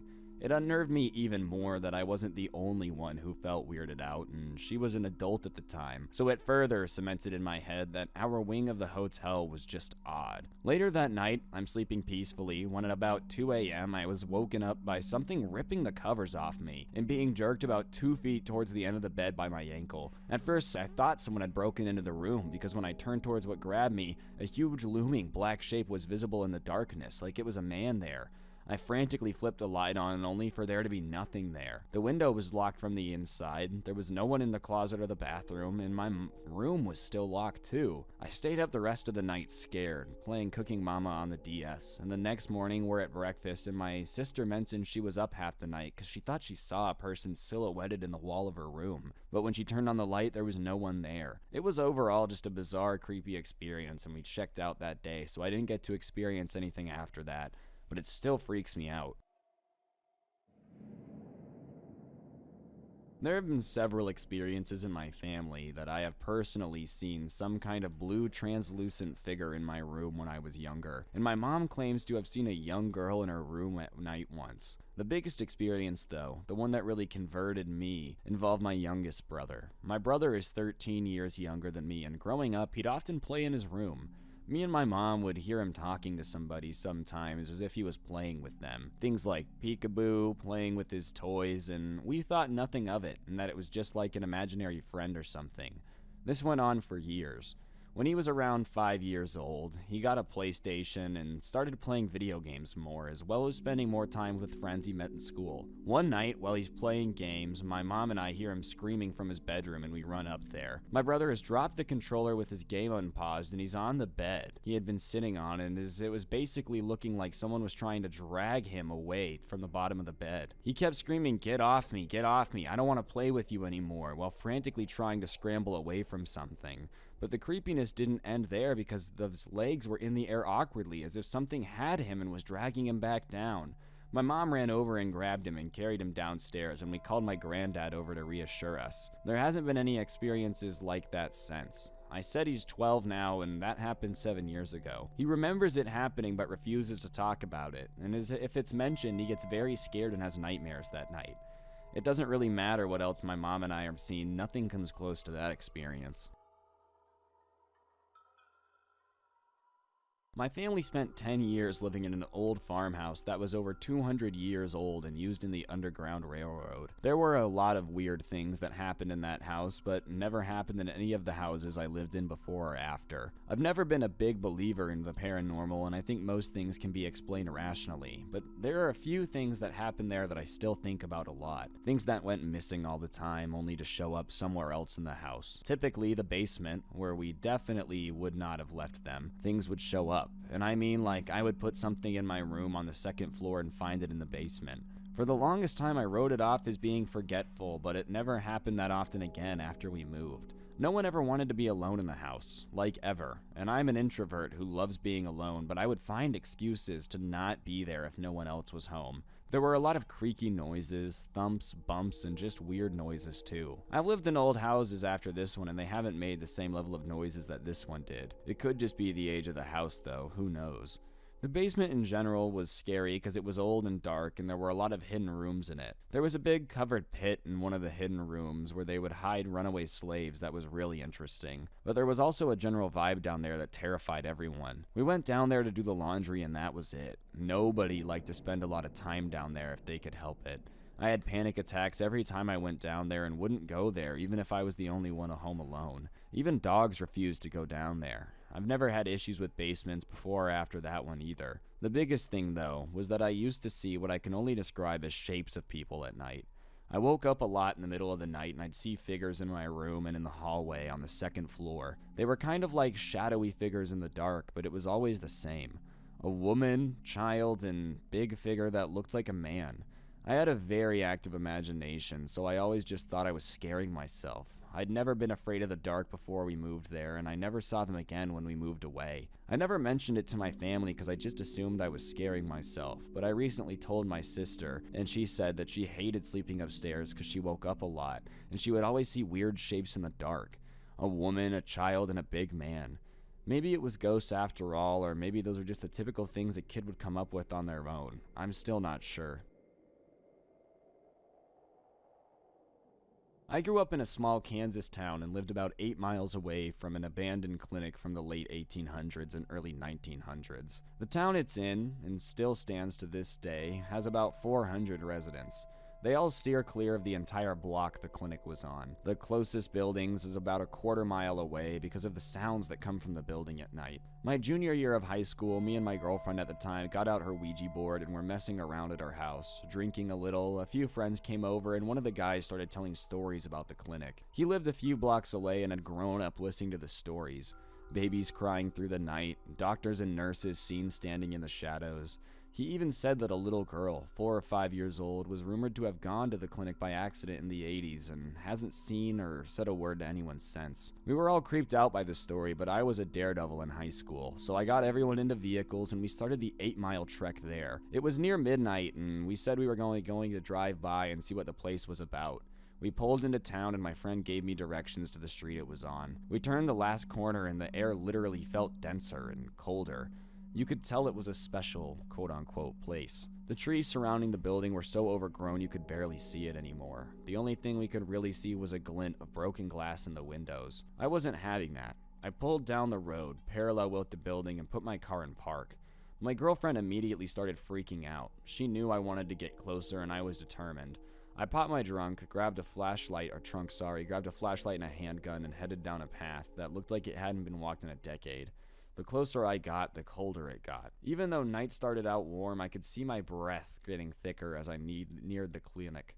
I didn't hear any screaming babies or see anything in the windows. I knew he was lying, but I wanted to get closer. Walking around the perimeter, I saw 3 doors. The front door, the side door, and what appeared to be a storm shelter. I tried the front door first, but it was locked and jammed and wouldn't open. The side door opened about a foot before it hit something on the other side, and I didn't really want to go down the cellar. So I did another perimeter check and found a window basically busted out. I used a thicker branch and found on the ground to clear the remaining broken glass and began climbing to the window. Hey! I almost fell onto my face. I jumped through the window so fast. One of the other guys came to see what I was doing and he rushed at me when he saw me climbing through the window. What do you think you're doing? I just want to see what it's like inside. I'll be fine. You can stand out here with the pistol and keep an eye on the window so no one tries to follow me. It took like 3 minutes to actually convince him, but he finally agreed in the end. I turned back around and got back to climbing through the window. I had one foot on the ground and was bringing my other through when I heard footsteps in the basement, or at least creaking. I told myself it was just an old building, but I was sure I heard some footsteps. I shined the flashlight around and saw gurneys with straps for arms and legs, like you would see in any old-school mental asylums, and wooden stools. There were shelves lined with empty jars and tools and clamps. Walking towards the back of the building, I saw a few stations. For such a small town, it seemed excessive to me. Continuing along the wall, I noticed another 3/4 of the way down the wall, another door. I walked over and began to open it, and immediately I was overwhelmed with what seemed to be thousands of screaming babies, like newborns, but you could hear pain in their shrill screeches. It lasted about 10 seconds, but it was gone after. Maybe I imagined it. I opened the door the rest of the way and saw stairs leading to the cellar. More gurneys, more stools, and more stations. I walked down the stairs, creeping slowly just in case they were rotted and decided to fall through. I stopped halfway down, crouched a little, and shined the light around. There was a very big difference upstairs and downstairs. The jars along the wall all the way around the building were filled with fluids and fetuses and varying sizes. It appeared this is what actually happened here. It reeked like 100-year-old death, and I started going back upstairs and heard a crash below me. I looked around and saw one of the stools had been knocked over, and as I looked, the next one closer to me flew away. A few seconds later, the next. That was enough for me. I don't remember running upstairs or climbing out the window or running through the woods. The next thing I remember was being in the driver's seat of my car with my friend shaking my shoulders. Once I calmed down, I moved and let a friend drive home. Apparently, I came out the window, screaming my head off, and sprinted to the car. My girlfriend said they could hear me the entire time I was screaming so loud. The guy at the window said he heard baby screams and took off and was halfway back to town by the time we got a hold with him. I never went back or asked any more questions after that. I was a complete skeptic before this incident. My wife and I rented a secluded small 2-bedroom cabin in the Mount Rainier, Washington area for a hiking adventure.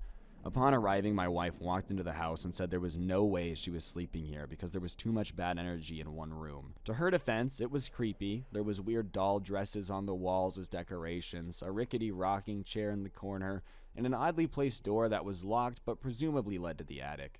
Once we settled, we discovered a cabin journal with entries from past guests. There were multiple terrifying entries.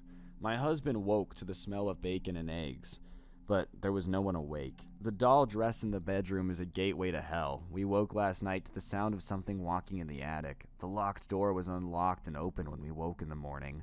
I called BS on it, saying I didn't believe it, and we decided to sleep on the living room on the floor nonetheless and closed the door to the creepy room for the duration. The next night, after hiking all day, we were eating and drinking outside by the fire. A few adult beverages into the evening, I started daring to go into the bedroom with her.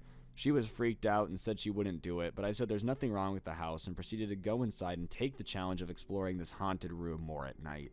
As I entered the hall, my hand hit the doorknob and I turned the handle to push the door inward. The door opened 10 inches and stopped as it hit a chair that was propped against the door. My mind quickly calculated the logistics. Door opens inward, room with one entrance, chair on other side keeping me from entering, and was somehow placed there from inside. I let out a girly scream, slammed the door, and played it off to my wife like I was trying to scare her. We stayed the night and I didn't want to tell her for real until the next day when we were in the car driving away. She was pissed. It was late in the afternoon when I showed up and no one was home. There was a note left saying they all went to grab an early dinner and to hang out and they'd be back soon. My little brother was still living with my mom and we had a new tricked out PC with Quake on it. This was around the mid-90s. So I started doing the laundry, fired up the wash, and played Quake for 20 minutes, swapped the wash to the dryer, new load in the wash, and repeat. There was a little bathroom that I had to walk by between the laundry room and my brother's room, and every time I walked by the light was on. Being a recent college grad, I was obsessed with turning off lights in rooms being unused, but by the third or fourth trip, I thought, what the heck, and just blew it off. Old house, new occupant, screwing with electricals, and it's not a big deal. I was in between the walk from the laundry to the bedroom, and I heard the jangling of gym equipment in a room at the back of the house. Not working out noises, but like weights shifting around, support bars jangling. I was home alone, and I said, hello? Hello? You guys home? No one answered and it stopped. All of a sudden, my skin started crawling and I turned around in my tracks, went into the laundry room and started packing my folded clothes into the duffel to get out. I had my back to the door and all of a sudden I had a feeling something was about to hit me or rush up on me. I spun in my tracks bracing myself, but there was no one there. But I could feel it vividly. I got out and didn't come back for a month, and when I was living back in LA, I was speaking to an older woman who was a friend of my mom and was living in the house as emotional support. I told her the story and smiled, and she said, the spirit comes for those who are troubled to let you know that it's there and it knows. Has happened to your mom twice, and she told me about it in a dream. I guess I was having a tough time processing my parents being divorced after 25 years of marriage. My sister's friend had an encounter there when she lived there for 2 months because she was bummed her nutty parents moved to Europe and left her parents there all alone. And my brother-in-law woke up with the guest room doors banging because he was stressed about studying for the bar. Anyways, guys, I think that's going to do it for the video. Hopefully you enjoyed. If you did, please be sure to press the like button. I'd really appreciate it. And of course, don't get anyone pregnant. If you do, make sure they're hot and use code Scrubby at the G Fuel checkout. I'm out. Peace. Alright, what's going on, guys? It's your boy Scrub here, back again with another video. Hope you guys are having a great day. I know I am. Or at least I'm having about as good of a day as I possibly can, knowing that I think my house low-key might be haunted. Yeah, that's right. I know in every video I've always said I don't believe in ghosts, but what's ever going on in my house right now has got me low-key freaking out, but I figured I would make a video on it, because yeah, apparently there's a ghost that I managed to make mad, and I don't know what to do, so I figured I would make a video about it, and yeah, without further ado, let's get into it. It's not good. Nice racking her ass Brazilian. Just turned 21, but my bank's a million. Swear I'm a little drunk, but it's a hell of a feeling. Alright, so for those of you who have been fans of the channel for a while, I got a new house back in like June. You know, I just wanted a little bit more space. I wanted to be able to have some like YouTube friends move in with me, all that type of stuff. So I just decided to get a new house. And the house itself is relatively new. It was built in like 2013, I think. So I didn't really think there was going to be anything too creepy about it and whatnot. And to be honest, up until about a week ago, everything has been pretty normal. Like nothing had been too insane. I think part of that is that like I had just moved in June, so I didn't really know how the house was supposed to sound and stuff. So even if there was weird stuff going on, like I didn't know any better. There's no way I could have known because I was still new to living here. But recently in the past couple weeks, now that I've kind of got the house organized the way that I want it and everything's starting to feel like home, I've been noticing just some weird stuff going on. And it's not weird stuff that like my roommates are doing because I've just been asking them if they've been doing it and they've been denying it. And it all came to a head about a week ago. And when I say small stuff was going on, it was like dishes were put in the wrong place, stuff was getting moved, but it wasn't really anything that, you know, I really thought was like haunted. I personally, up until a little bit ago, didn't believe in ghosts. I'm kind of freaking out now, but I didn't chalk up things being moved around and whatnot to haunting. I just chalked it up to like my friends moving stuff and not saying anything. Anyways, the layout of the house, I have like my office where I make my videos and stuff. It's directly above my bedroom, and all the other bedrooms in the house are upstairs, so all my roommates are upstairs as well. I'm the only bedroom downstairs. So recently, about a week ago, I've been hearing a bunch of noises in the office at like 1 or 2 in the morning, and it's annoying, it wakes me up, but it's not so annoying that like I can't sleep through it. So I just figured it was one of my roommates like up in the office making a video, staying up late, not able to sleep, figured they could get some work done. So, you know, I was just kind of like, wow, whoever's stomping around up there is pretty annoying, but hey, I guess if they're getting their work done, I'm not going to complain too much. So whatever, I just kind of push it off. And one night, it's just insanely loud, like more loud than normal. For about a week, I'd been hearing stuff in the office every night, but this one night, dude, they're stomping. It sounds like somebody's like flipping stuff over in the office. I'm not even kidding. At one point, there was a slam like right above my bedroom that sounded so loud, I honestly thought that like someone had knocked the desk with all the PCs over. That's how loud the noises are. So finally, after a week of like all these noises, now they're being too loud. I'm just like, you know what? I'm gonna go figure out what the hell's going on and tell them to just, you know, stop. So I go upstairs and I'm all pissed off because I got woken up and I'm all huffing and puffing. And as I'm storming upstairs, my friend Bake, who was the only roommate who was home at the time, is storming downstairs. And he's like, what are you doing? And I'm like, what are you doing?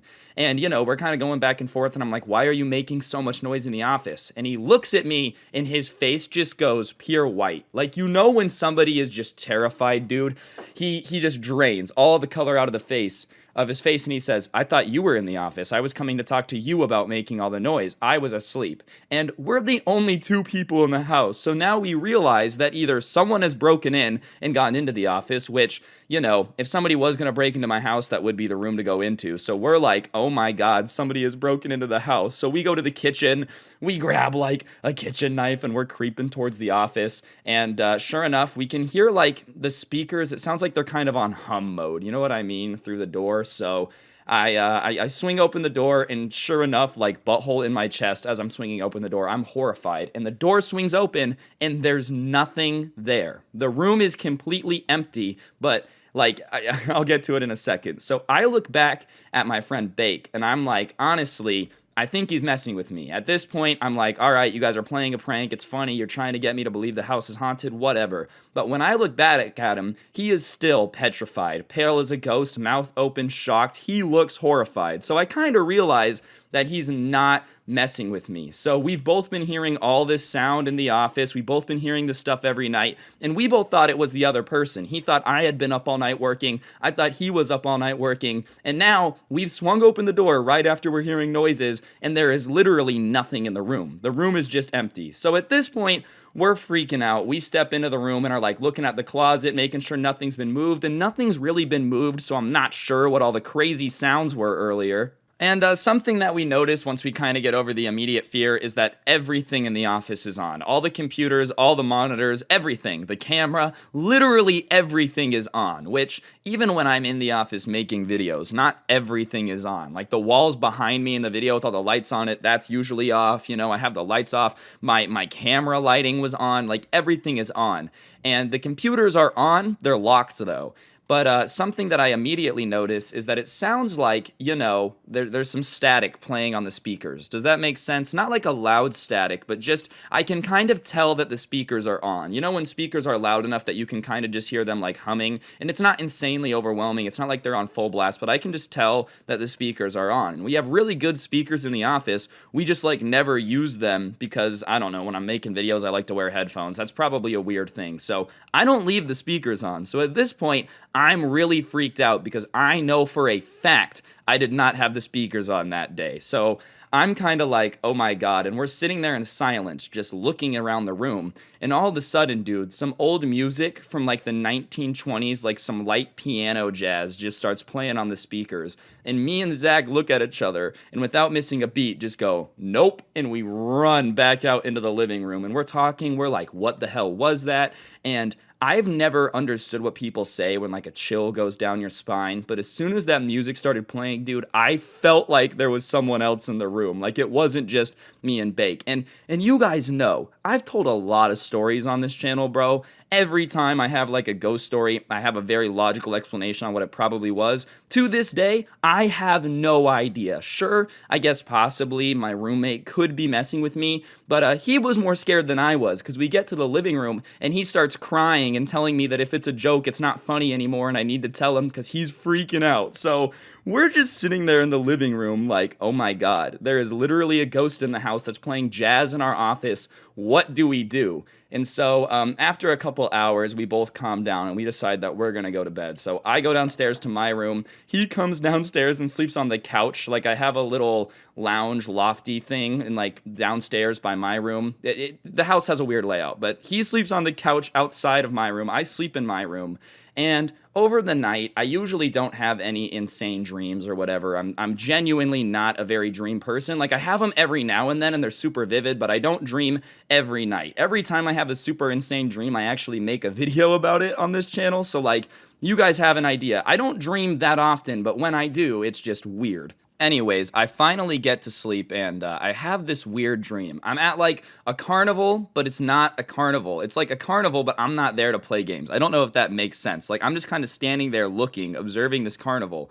And there's this dude in a navy suit, like right in front of me. And he's just kind of looking at me, but the look in his eyes is just like empty. You know, like when the lights are on, but nobody's home type of thing, that type of look. And he's just staring at me. And he's in this navy pinstripe suit. And I don't know what it is, but it's so unsettling. Like I can see it in my head and it's freaking me out. I don't like to think about it, but I have this dream, and I don't dream a lot. So the next day, I'm just kind of walking around the house, and I can't get that image out of my head, dude. Like I said, I don't dream a lot. So when something really scary pops up in my dream, it messes with me. Yeah, I'm a grown man afraid of a dude in my dreams, but like, I don't know. Something about it just really unsettled me. Like, something just felt off. I don't know how to explain it, but I'm kind of trying to ignore it all day and just be like, whatever, you're a little freaked out. You're a little scared after last night. There's probably a really logical explanation for the music being played. I'm trying to stay calm, but all day it's like gnawing at the back of my head, you know, tell your friend about the dream, tell your friend about the dream, tell your friend about the dream. And I could tell that my friend Bake was kind of freaked out the next day too, and we were just kind of avoiding talking about it. Like nobody's saying anything. But finally, towards the end of the day, like after he had worked and I had worked, we were just kind of like eating dinner. And we had some people over and whatnot. And I look at him while everybody else is talking and I go, I had such a weird dream last night. And he goes, oh my God, I did too. And so I'm like, yeah, well, let me tell you about it. And he says, okay. So I start describing it. And the second I'm I'm at a carnival, but I'm not like at a carnival, his face kind of changes a little bit, but nothing too crazy yet. It's almost like he's like paying closer attention now. And I don't really know why he's paying closer attention than normal, but whatever, I have no idea. So I start kind of telling him about this man in the suit and all that stuff. And that is when You guys get a little commercial reminding you to press the like button, subscribe, turn on notifications, and maybe check out some of that sweet, sweet OG Sub Club merch. Real talk, if you could press the like button real quick, I would really appreciate it. It helps the video do better. I know I cliffhangered you guys really hard, so I'm going to get back to that, and yeah. And when I tell him about the guy in the navy suit, his face just drops, and he goes as pale as a ghost again, and he goes, "Ryan, please tell me you're kidding." And I'm like, "Why? What's up? Please." And he just looks at me again, and he just says it again slower. "Please tell me you're kidding." And I'm like, "No, dude, I had this dream. Why do you seem so freaked out?" And he just looks at me, and he's like, "Dude, I had the exact same dream." Like, he's looking you in the eye, staring into your soul type beat, and it's almost like he's reading your mind, right? And as soon as he says that, dude, I'm like, yeah, that's exactly what I felt. I do not know what happened, but somehow, we had the exact same dream about a dude in a navy pinstripe suit. And I know the comment section is like, how do you know he wasn't just saying that? Well, he starts telling me details about the dude in the navy suit, like the color of his eyes and whatnot, and like down to the pinstriping, because the pinstriping was gray, so he nails it. Like, he's describing exactly what I saw in details that I haven't told him yet. So yeah, I don't know. I have no clue. I've never had the exact same dream as somebody before, but for some reason, both of us had this exact same dream about some dude in a navy suit just like staring at us, you know? And yeah, that's kind of horrifying. I'm not gonna lie. I thought maybe I was just being dramatic, but when you find out your roommate has the exact same dream about a creepy demon-looking dude staring at you, it's not exactly reassuring, you know? That wasn't like,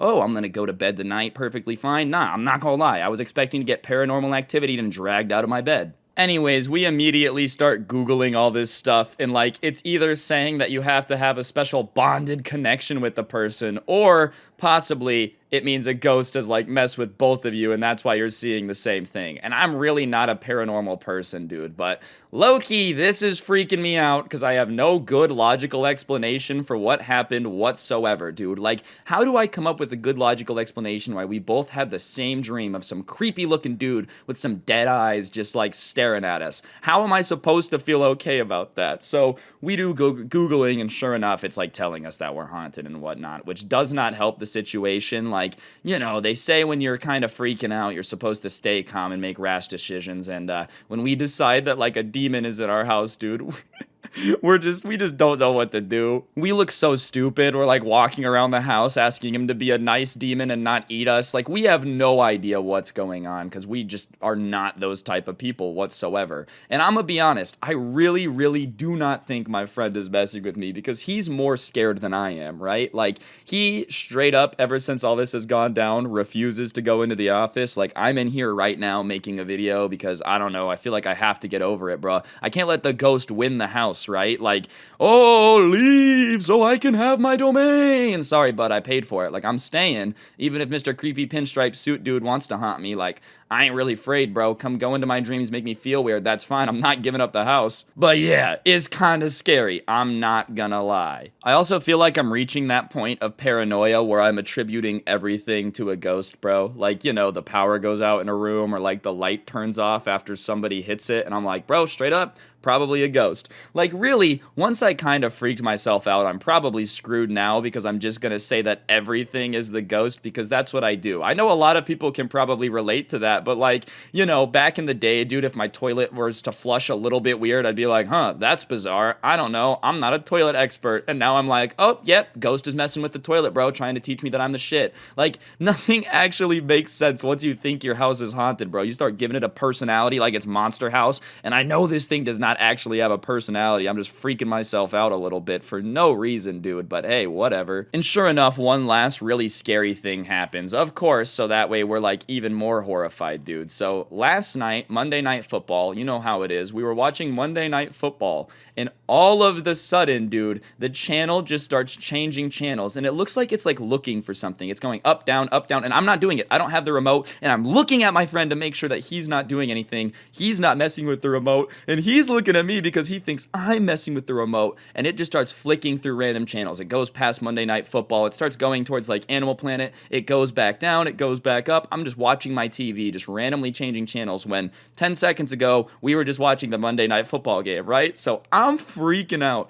And finally, dude, it stops. But what it stops on doesn't actually calm me down whatsoever. It stops on Investigation Discovery, and it's literally a ghost hunting show. I'm not kidding, dude. Ghost Hunters pops up on my television and was randomly selected. And I don't know if it's our other roommate with, like, his television remote at his house in another state that he's at right now, just, like, messing with us. But if it is, dude, then he is the best liar of all time, because we called him and we're asking him about it. Like, not specifically. We didn't say, are you pretending to be a ghost? But we were just asking if he's heard weird stuff in the house and whatnot. And he's like, yeah, I've heard some stuff at the office at like 2 a.m. before. But no, he wasn't hyping us up. If anything, he was telling us how stupid we were for thinking there was a ghost in the house. Whereas, like, if he was messing with us, wouldn't he be egging us on? Like, oh my God, guys, I don't know. You might not want to live there, dude. Oh, there's a ghost in the house. So I don't know what's popping. For some reason, my TV's got a mind of its own. It wants to watch Ghost Adventures right after I had a dream about some dude with dead eyes staring me down in the middle of a carnival, and that's just freaking me out. The one thing I think I hate the most about my house potentially being haunted is the fact that I'm now acting like a Facebook mom dude. Like, I'm going on Google and looking up signs your house is haunted, and just, you know, it's always so vague. It's like, do you hear noises? Well, yeah, because I have ears, but sure enough, I'm letting it mess with me, dude. I legitimately feel like I'm a 50-year-old woman just being convinced by the internet that I need to use some crystals to get rid of my ghost, bruh, which, you know, the human brain is insane. Only the human brain can be smart enough to, like, know how to play video games with hand-eye coordination and all that stuff, and also be dumb enough to think that there's, like, a demon controlling your house. I don't know. I just love that the human brain has the ability to do that. Like, yeah, it also made me smart enough to be able to talk into a microphone for, like, 30 minutes straight. But my brain is also dumb enough to make me think there's a ghost and I'm reading BuzzFeed articles about what to do if you're haunted, feeling like a moron. And a lot of advice that they give on ghosts on these websites, dude. Like, it's just so weird. What am I supposed to do with this type of advice? If something smells a bit funky in your apartment, it may be more than your kitchen trash. One of the most common ways to identify the presence of a ghost is through scent. Ghostly scents will be usually somewhat familiar, such as a perfume or a cologne, or the distinctive aroma of tobacco from a cigar. Sometimes, however, these scents are a little bit less pleasant. The smell of sulfur has also been connected to hauntings. I don't know if you guys noticed that, but that's literally every smell that could ever exist. It might be perfume, it might be cologne, it might be bad, it might be good, it might be sulfur. So basically, no matter what you smell in your house, you're gonna convince yourself that there's a ghost in it. And I've been reading articles like this, bro. Genuinely, dude. I feel like people who just want to believe in ghosts, just all the information out there is so vague that anything can be connected to being paranormal somehow, dude. Like, my kitchen smells bad. I shouldn't take out the trash. It means there's a ghost. I'm aware of the fact that more than likely I'm being irrational, but it doesn't change the fact that that's insane, dude. And to tell you guys a little bit more about my dream, just because, like, I don't know, I feel like I probably didn't do a good job of explaining how creepy it is, dude. It lasted like an hour. Imagine having an hour-long dream where you can't move, you can't do anything, and the entire hour is just some dude in a navy suit with dead eyes just staring at you. That's literally it for the entire hour of the dream, and then finding out that somebody had like the exact same dream as you. And I don't even know what it was about this dude that threw me off so hard. Like, you know, I argue with people all the time. It's kind of what I do. Like, it's not easy for people to throw me off and make me feel uncomfortable, but the way his eyes were just glaring at me, dude, it felt evil. Like, I've never been around that before, but apparently when you're around like a really dark person, you can just feel that crap, and I don't know, it just felt spooky. Something about the way he was looking at me did not make me have nice, warm, fuzzy feelings at all. But anyways, guys, I think that's going to do it for the video. Hopefully you enjoyed. If you did, I would really appreciate you taking a second to just press the like button and comment down below, mainly because, I don't know, if this video could do good, I'd appreciate it. Give me some advice, dude. If any of y'all are some witches of TikTok and have any advice for what to do, I would appreciate it. If you guys think I'm stupid, let me know down there, too. Maybe that'll help me calm me down, but, I don't know, go ahead and comment the word Casper down below. Maybe that'll summon a friendly ghost to come haunt me. Other than that, check out some of the OG Sub Club merch. It's fresh, it's hot, it'll definitely make you cooler than everybody. That's a guaranteed fact. And yeah, other than that, one last thing I got to plug. I have made a podcast called Scuff with a couple of my friends, Bumpkin and Dom. We've actually been recording. We recorded our second episode in a week today. So if you haven't checked that out yet, you probably should, because it's pretty dang fantastic content. And yeah, I don't know. I will keep you guys updated. There might be a part 2 coming about what's going on and if I figured anything else out. But that's only if you guys want it. So whatever. If this video gets 20,000 likes, I'll update you guys. And if not, you guys probably just don't care, at which point that's fine. I'll shut up and quit being a crazy person talking to myself. But yeah, on that note, don't get anyone pregnant. If you do, make sure they're hot. And hopefully I'll see you guys next time in another video. I'm out. Peace. What's going on, guys? It's your boy Scrub here, back again with another video. Hope you guys are having a great day. I know I am, and I know I'm having a great day, but the person who sent in the story certainly isn't, considering it's a story about how the time they were in the woods with their friends and ended up getting hunted. Yeah, that's right, ladies and gentlemen. I'm just gonna go out there and say that being stalked by some unknown predator through the woods is up there in my top 5 scariest things of all time. So as soon as I saw this story, I knew I was gonna have to share it with you guys. It's not every day we have a real Blair Life Witch Project, or Blair Witch Project, coming on. So I figured I would share it with you guys, and yeah, before we get into it, be sure to press the like button, or no joke, no scam, you're gonna get hunted in the woods by an unknown creature, and that's not very swag. And yeah, without further ado, let's get into it. Alright, so the person who sent this in, we're gonna name Kevin for the rest of this video, and Kevin lived in a state in the Midwest. You know what, I'm just gonna say it. He lived in Arkansas, and I personally have never been to Arkansas, but one thing that I do know about it is that they do have these woods there that are relatively thick called the Ozarks. The only thing I know about it is that Netflix show with the money laundering, alright? But I do know that there is like this wilderness wooded area in Arkansas. And I guess Kevin was the type of guy who loved the outdoors. You know, he was always camping, always doing his best to be out there, laying underneath the stars with Bigfoot, gazing up at the beautifulness that is the cosmos. It wasn't uncommon for this dude and his friends to go camping in the woods. They had plenty of experience, and at no point had they ever really felt like unsafe in the woods before. Obviously, they had dealt with stuff that they didn't really know what was going on at the time, or they had seen wildlife, but they had never really been in a situation where they felt like they were really being threatened. They spent a bunch of time out here, is what they did every weekend, and you know, when you do something over and over again, you tend to have a lot of confidence doing it. You tend to not be that afraid. So one weekend, him and some friends decide to hike out into the woods and do some camping, as they usually do. And this time, when they're going into the woods and kind of walking through, the usual sounds of the woods, you know, like just birds, stuff moving, branches, leaves, all that stuff. For whatever reason, it is like eerily quiet. Eerily quiet to the point where everybody in the group is kind of looking at each other, giving each other nervous looks. And finally, Kevin says, "Am I the only one who thinks it's just like way too quiet?" And as soon as he says that, all of his other friends are like, "No, dude, I thought it was just me. I thought I was tripping. I knew something was off. It's so quiet. What's going on?" And so the group kind of stops as they're hiking into the woods, and they're kind of just trying to figure out what's going on. Is there something watching them? Is there like a predator nearby? Usually that's the type of stuff that makes the forest quiet down. If there's a mountain lion or something nearby, most stuff will be quiet because it just doesn't want to get eaten. So they're looking around, and sure enough, they can't find anything. But they still have this eerie feeling, dude. Kevin says it wasn't like they were being watched, but it was almost like it was silent, and in a weird way, he felt like in his gut, it was the woods' way of trying to warn them, which I know sounds pretty crazy, because like woods aren't a sentient being. They can't be giving warnings, but just the eeriness of the situation, how quiet it was, not finding anything, gave everybody the heebie-jeebies. To the point where there were originally 4 people in this group that were going to go camping. 2 of them ended up turning around. Kevin and his friend, who I'll name Tony, ended up just deciding to keep camping. They weren't afraid. The other 2, though, were just like, "I've just got a bad feeling about this. I'm getting out of here." And listen, there's nothing wrong with that, bro. I feel like I would much rather have a bad feeling and leave and look like a baby than have a bad feeling and stay and something bad happen. Like, I'll take my chances. I trust my gut enough to not be that afraid of it in terms of, like, getting peer pressured. You know, I'm not afraid to trust my gut, is what I'm trying to say. But Kevin and Tony, against their better judgment and their friends leaving, decide that they're just going to keep camping because it obviously can't be that big of a deal and it'll just pass. So they keep hiking in, and they had this spot that was a little bit off the trail, like 200 feet off the trailhead. There was this little clearing, and that's where they would usually camp. So they go there, and this time when they walk into the clearing, the stuff from the other camps they set up is there. There's a fire pit and whatnot. But this time in the fire pit, it almost looks like the charred wood is a little bit fresher than the last time they had come camping.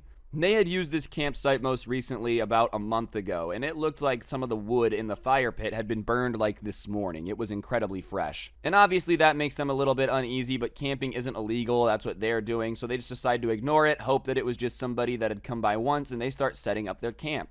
And as I said, I'm not an avid outdoorsman or anything. I don't think I'm like, the cream of the crop. No way in hell am I making it more than a week if I'm lost in the middle of the woods. But one thing that I do gotta say to Kevin and Tony here is like, what were you thinking, dude? Call me crazy. If I start feeling like someone might be watching me in the woods, everything's creepy, nothing's going the way it's supposed to be going, and then I stumble upon a camp that's very clearly like been used recently but no one's nearby, yeah, no thank you, dude. I'll just come camping next weekend. It's just too many creepy things in a row. One of these things on their own is already pretty creepy, but like the fact that all of it's happening together to me is a sign to get out of the woods. But whatever, I guess this dude, Tony and Kevin, are just Shaggy and Scooby-Doo, or like, who's the Velma and Fred that always want to split up, and it's like, why would you do that? Stay together so the scary monster can't eat you. So whatever, they just decide to stay in the woods. They're a little bit freaked out, but they're setting up camp. And that's when the feeling gets even worse. This feeling of just it being quiet, a little bit of an uneasiness, now becomes straight up, it feels like somebody is watching. It's still super bright out in the forest. It's not like it's nighttime, they can still see. They can't see anyone looking at them, but they just can't shake this feeling that something or someone is out there staring at them. And that's a very specific feeling. I don't know if any of you guys have ever had the feeling like somebody's watching you, but like that's a very specific type of feeling that you can only like know if you felt it. And once you feel it, it doesn't really go away until somebody's no longer staring at you. And the longer it goes on, the more and more paranoid they're becoming because they're just feeling like something is watching them. So time is going by very slowly, but eventually it becomes dark out and they start kind of lighting a fire and doing their thing, and they still have the feeling of being watched, but they're really hoping it's just an animal or something because it's been there all day. They weren't able to see anything staring at them. And so Kevin and Tony sit down around the fire and they start kind of talking, telling stories back and forth. And as they're talking, telling stories back and forth, a rock flies over their heads behind their chairs and lands in the fire. And it wasn't a giant rock by any stretch of the imagination. It doesn't cause a problem. It doesn't like poof fire everywhere. But it was definitely big enough for them to know that somebody or something just threw a rock at their fire. So at that point, they're already on edge. They pop up, they take their flashlights, and they go behind them and just start shining it into the woods. And they don't see anything. There's no reflection of eyes. There's nothing. It's just dark.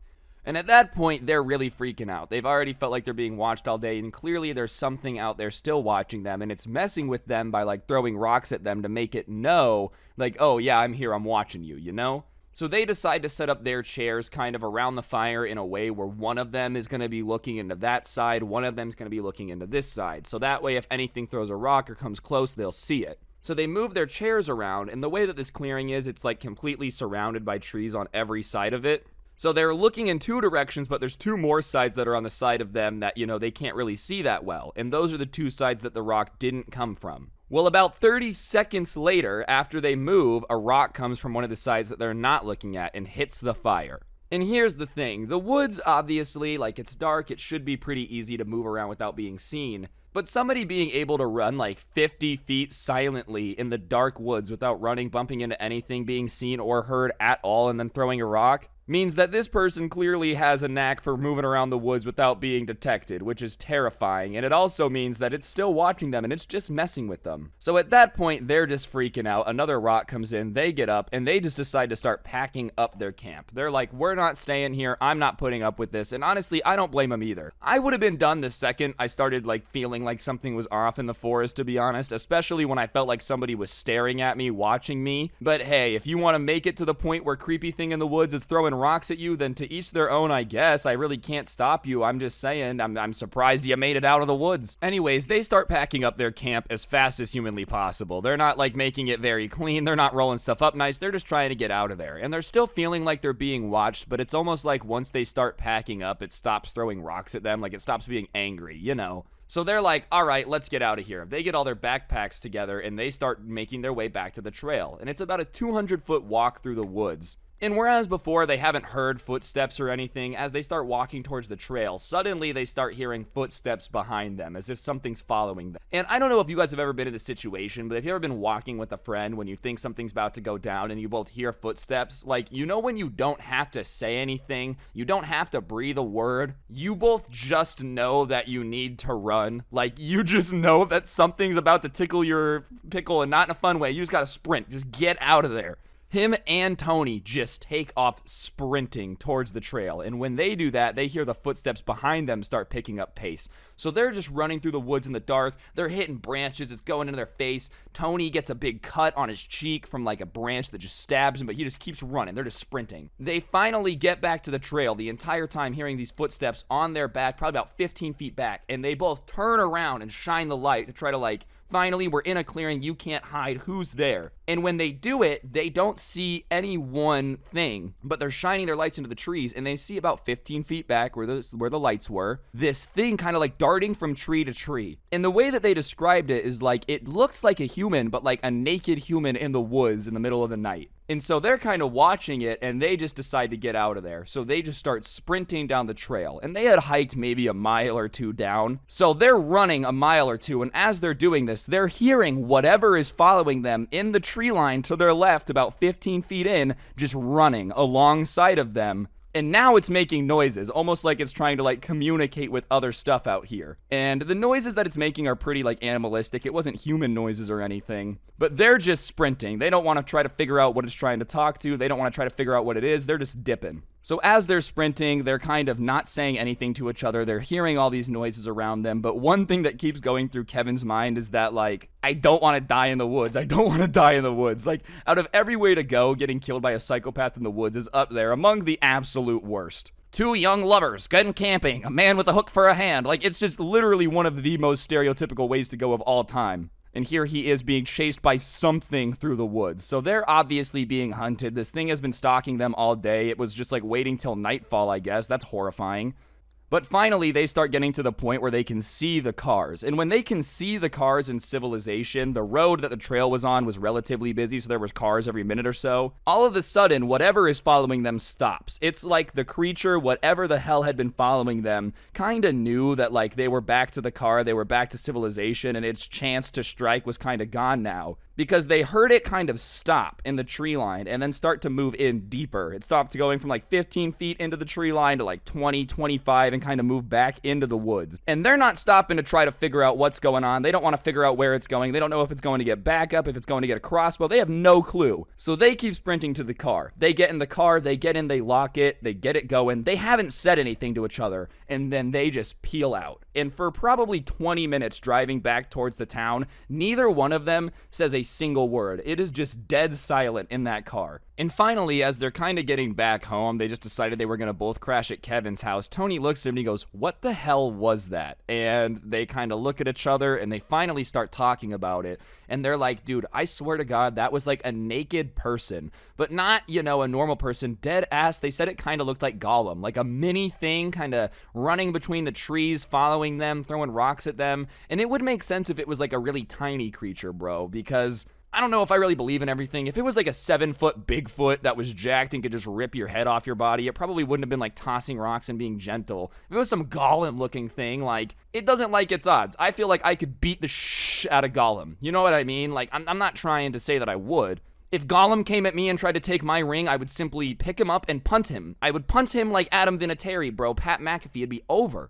But sure enough, they're kind of talking and discussing it, and whatever it was, some little humanoid thing had been like following them, watching them all day, and then had hunted them out of the woods at night when they were trying to escape. I think the real lucky thing about this is when it started making noises trying to communicate with something that they didn't stick around to find out, bro. One golem I can take. Like 9 golems at one time all jumping me. It's over. It's over. It's just GG. Either way, though, to this day, they don't really know what they saw. They talked to their friends and stuff about it, and everybody thought that they were messing with them, trying to make it up, to try to look cooler because they went home and wanted to make them, like, feel bad. But it really did happen. He swears it happened. I got no reason to not believe him. And either way, it's a pretty good story. Being hunted by tiny humanoid creatures in the middle of Arkansas is a good story. Anyways, though, guys, I think that's going to do it for the video. Hopefully you enjoyed. If you did, I would really appreciate you taking a quick second to press the like button and comment down below. If you don't know what to comment down below, just comment the word woods down there. It really helps the video do better in the algorithm, gets me more views, and, you know, I like views. Who doesn't? Other than that, if you really want to help out the channel, you can use code SCRUBBY at the G Fuel checkout, the best energy drink for gamers. And if you use my name in the code, ladies and gentlemen, you get a discount, I get something, everyone's a winner, we can all high five and dance with some G Fuel. And last but certainly not least, check out my podcast, The Scuffed Cast, in the description, and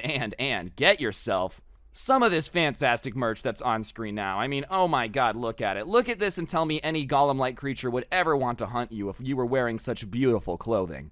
Realistically, though, guys, big thank you to everyone that subscribes and watches all the videos. You make my life dream come true, whatever, you know, the dream come true, make my life passion. I don't know the words I'm looking for. You guys know what I'm trying to say. And I really appreciate it. On that note, though, don't get anyone pregnant. If you do, make sure they're hot, and I'll see you guys next time. I'm out. Peace. Alright, what's going on, guys? It's your boy Scrub here, back again with another video. Hope you guys are having a great day. I know I am, and today I've got a subscriber story for y'all that is pretty interesting about these kids getting lost in an abandoned hotel.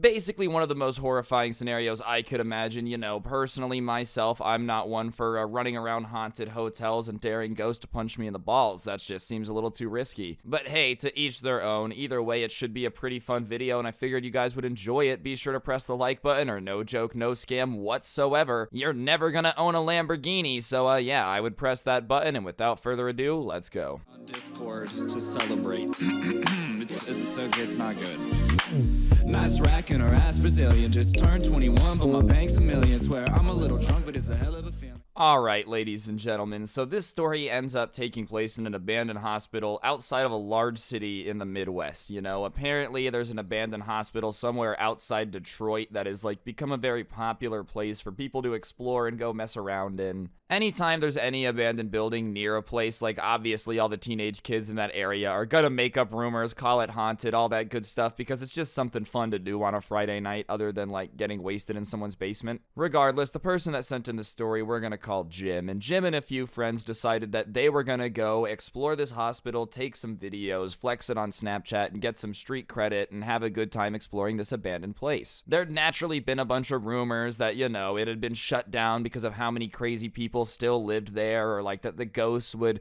take over your mind and whatnot. So if you were brave enough to go and come back, you were like the coolest person on the planet. So they all start talking about what they're gonna need to explore this hotel, and they or hospital, not hotel, to explore this hospital, and they start coming up with this list, and they've got, you know, flashlights, beanies, headlamps, all that stuff. And while they're talking about it, they're also thinking about how they have to be very careful sneaking around and getting into the facility because there's a lot of security around it. You see, like, I guess at the time the hospital had been condemned, so there was a fence around it. You weren't supposed to go inside, and they had this security guards that would walk around and try to kick people out. Now, obviously, there's probably a more logical explanation for this than like, oh my god, ghosts are inside and the security wants to keep people out. What makes the most sense to me is that, like, you know, it's from a very long time ago. They used to build buildings with just the stupidest materials, bro. Like, genuinely, back in the 50s and 60s, they were like, if we breathe in this material, it gives us cancer. Oh well, Jimmy, make the walls out of it. So I bet you the security guards were there just to prevent people from going into this old abandoned hospital and, like, filling their lungs with mold and asbestos. But whatever, when it already has a rumor of being haunted, the fact that security guards don't want to let you in definitely makes people be like, oh my god, there has to be some spooky ghost, there has to be some horrifying, crazy thing out there that's gonna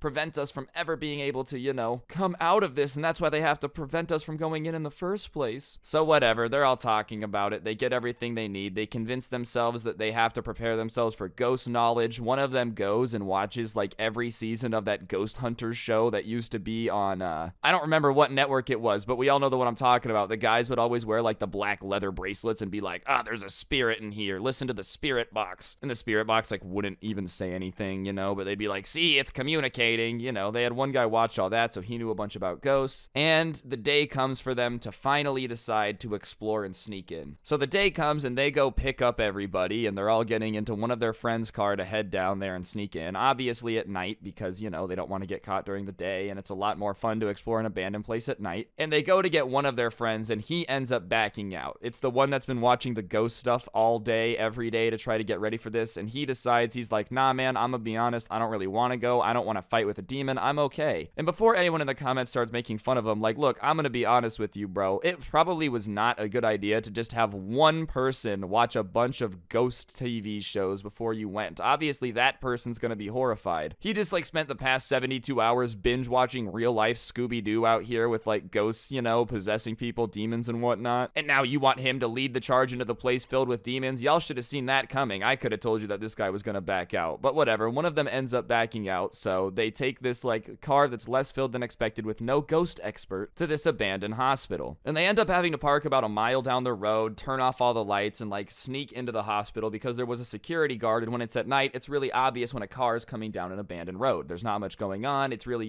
easy to see the headlights coming. And so they park the car, they get out, and they start, like, sneaking through the woods towards this abandoned hospital. Now, they're using their flashlights and, like, moonlight to sneak through the woods. And that feeling starts to come up amongst all of them, where, like, I don't know if you guys will relate to this. Have you ever been with your friends and all of you are scared, but none of you want to look like you're the wimp? So you just kind of pretend that you're not scared, but the energy in the room is that all of you are collectively pinching your buttholes big enough to create a diamond? Like, you're horrified. Every single person here is just scared to shit, but none of you want to be the one person to admit you're scared. That's the feeling that all these guys have walking through the woods, bro. No one actually wants to encounter a demon in this hospital and have to fight it, man, but also everybody wants to be the tough one that keeps going. So they're sneaking up to the hospital feeling like ninjas, you know, they're all pretty scared, but it feels pretty cool to be sneaking around. And they get to this hospital and it's like the field opens up and there's this chain link fence and behind it is this creepy abandoned hospital. It's nighttime, so the moonlight's lighting it all up, and anytime the moonlight lights anything up, it just becomes 4 times creepier, bro. I don't know what it is about that light. It's just not the best lighting to make you calm down, you know? And the person who sent this in, Jim, describes the energy that this building is giving off as an energy that screams like, stay away. You know, they're all already scared, but the building just is saying, don't come in. But they decide to push on, though. Like, for some reason, even after coming into this clearing, seeing a building with evil energy that's like, please don't come in, none of them decide to admit they're scared at that point. They just all decide that this is still a good idea. So they start walking along the chain link fence to try to find, like, a hole in it. And eventually, they stumble upon a hole in the side, and they crawl through and start going towards the hospital. And they're doing it pretty quick because they obviously don't want to get caught. And as they're rushing, they're kind of crawling through this window. And the last person to come through the window happened to be Jim. And he kind of hears somebody coming from around the corner and he thinks it's a security guard. So when he's going through the window, he pulls himself up really quick and like through the window. Everybody else had taken their time and like gently stepped down on the other side and whatnot. He just kind of dives through. And I guess this building was in such a bad shape that when he dives through, his arms just go through the floorboards. And he's wearing a long sleeve shirt, thankfully, because like all this moldy old wood is just splintering and like he goes through the floorboard. So obviously he can't really see anything. His head is now under the floorboard, so he feels his friends kind of pulling him out of the floor, and they're like, okay, are you okay? Are you okay? Are you okay? And obviously everybody at that point is freaking out. And that's when they hear another sound outside coming around the corner, like they weren't tripping. So naturally they realize they probably just made a lot of noise because this dude dove through the floorboards. So they pick Jim up and they just start going down the hallways, like just trying to go as quietly as possible, as far away as possible. And naturally, he's kind of like looking at his arms, bro, and he realizes that he does have some splinters in his arms. They're definitely bruised. Like, you know, he hurt himself kind of bad, which I don't know what you expected, bro, genuinely. Like, these buildings don't get maintained. Obviously, it's not in good condition, and you shouldn't be diving into the floorboards. It does just show how bad the hospital state was in, though, that, like, the floorboards couldn't even handle somebody landing on it. So now they're just kind of, like, tiptoe running through this abandoned hospital. They have no idea where they're going. They have no idea where they're supposed to turn or where they're supposed to be at. They just know that they made noise, so they need to get out of there. They don't even have their flashlights on. And honestly, that sounds pretty horrifying, bro. Just walking through the pitch black. Like, you can't even see your hand in front of your face, pitch black, just walking through that in a place that you think is haunted and you think someone's after you. This literally does not sound like a very pleasant time to me, bro. Like, I know they came out here to have a good time, but being chased through an abandoned hospital is on a bucket list of things that I don't ever really want to do. Like, if I make it to the end of my life, you know, I'm laying on my deathbed and they're like, Dad, you never got chased by a ghost and almost killed. What do you have to say about that? I think think I'll be like, nah, no regrets on that one, to be honest, son. It's okay. I do regret not buying more Bitcoin, though. Jesus Christ. Anyways, they finally get far enough away where they feel like they can slow down and actually start like slowly exploring. So they turn on their flashlight and they start looking around this abandoned hospital. And sure enough, they're running into the scary shit you expect to find in an abandoned hospital. Red spray paint on the walls saying, murder, run, like behind you,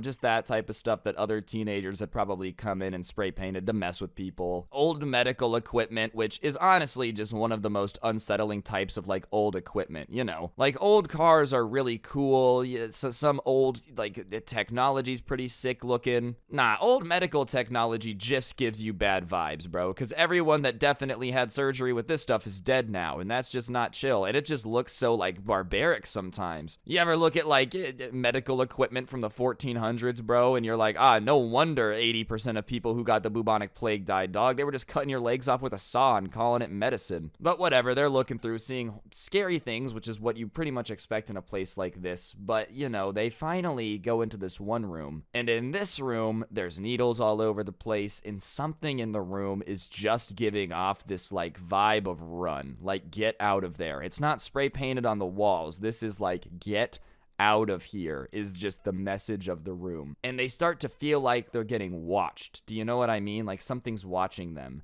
And so one of the kids in the group decides at that point that he's gonna just go, is anybody there? And as soon as he says, is anybody there, bro, somebody grumps out and grabs him. And by him, I mean Jim, the person in this story. So as soon as this guy asks if there's any demons, this Jim guy just gets grabbed and starts screaming. He doesn't know what's going on. He doesn't know what's happening. He just knows that he feels hands grabbing him after his friend just asks if ghosts are in here. So all of his friends start sprinting, just natural fight or flight response, because they don't know what's happening. And he realizes pretty quickly that it's a security guard. The security guard must have like snuck up on them when they were in here, and that must have been the feeling they had while they were being watched. And he's never been more relieved to know that he's about to get in trouble and probably get a ticket. I would much rather be grabbed by a security guard than like a demon. So all of his friends are running, and the security guard is like, everybody get back here right now. I have one of you. Either he's going down really hard, or you guys can all come back and we can figure something out. And I'm used to in situations like this, bro. Maybe it's because I didn't have good friends growing up.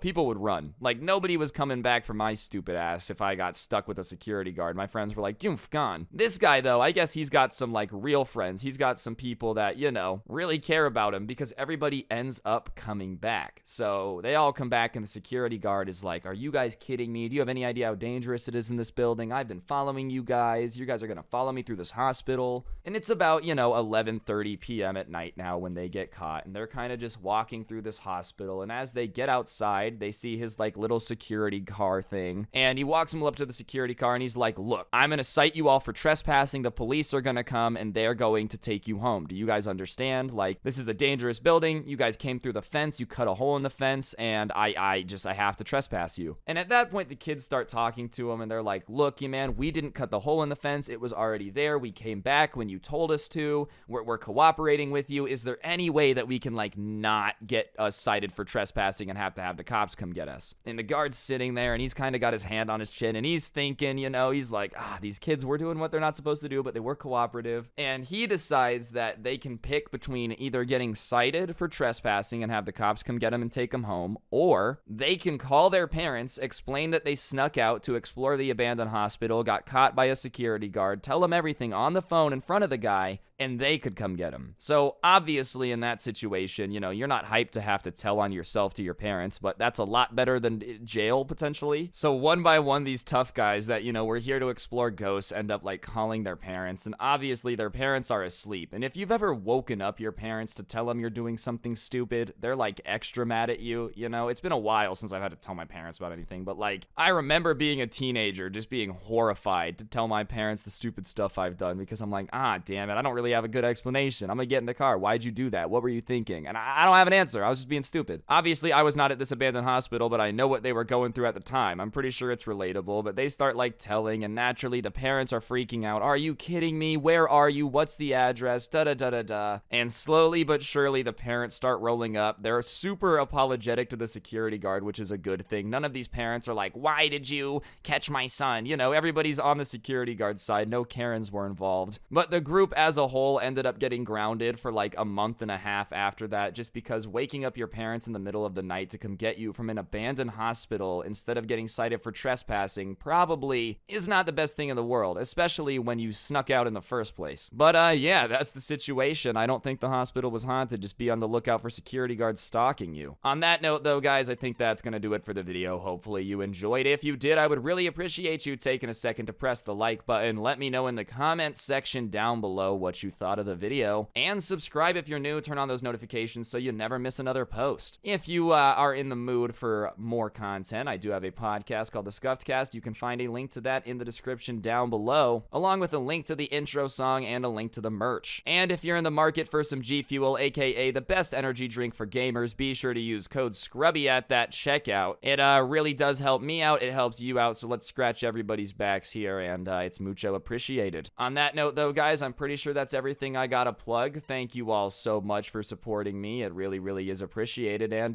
yeah, on that note, don't get anyone pregnant. If you do, make sure they're hot, and hopefully I will see you guys all next time with another video. I'm out. Peace. What's going on, guys? It's your boy Scrub here, back again with another video. Hope you guys are having an absolutely fantastic day. I know I am. If you are, be sure to press the like button. Otherwise, no joke, no scam, you will be visited by a ghost. Yeah, I don't make the rule, guys. I just follow them. And this ghost is not just any ghost. It is the ghost of Scooby-Doo himself. I don't know if you guys realize this. Scooby-Doo is a dog, and that show came on 50 years ago. So, he's been a ghost for a while now, and trust me, he's not a nice one. You don't want to risk it. Anyways, as you guys can see today, I'm going to be talking about my scariest experience, or my ghost story. I don't really know what I titled this video, to be honest. I haven't decided yet. I don't know what the thumbnail is either, but regardless, we're going to be talking about the time where I got the absolute expletive, the naughty word for poo-poo, scared out of me by the scariest thing I've ever seen, all right? And like, listen, I know a lot of you guys are gonna think this story's fake, because trust me, if I heard it, I wouldn't believe it either. But since I experienced it firsthand, I can promise you it's 100% real, but it's terrifying. And without further ado, let's get into it. So when I was in high school, I was dating this girl who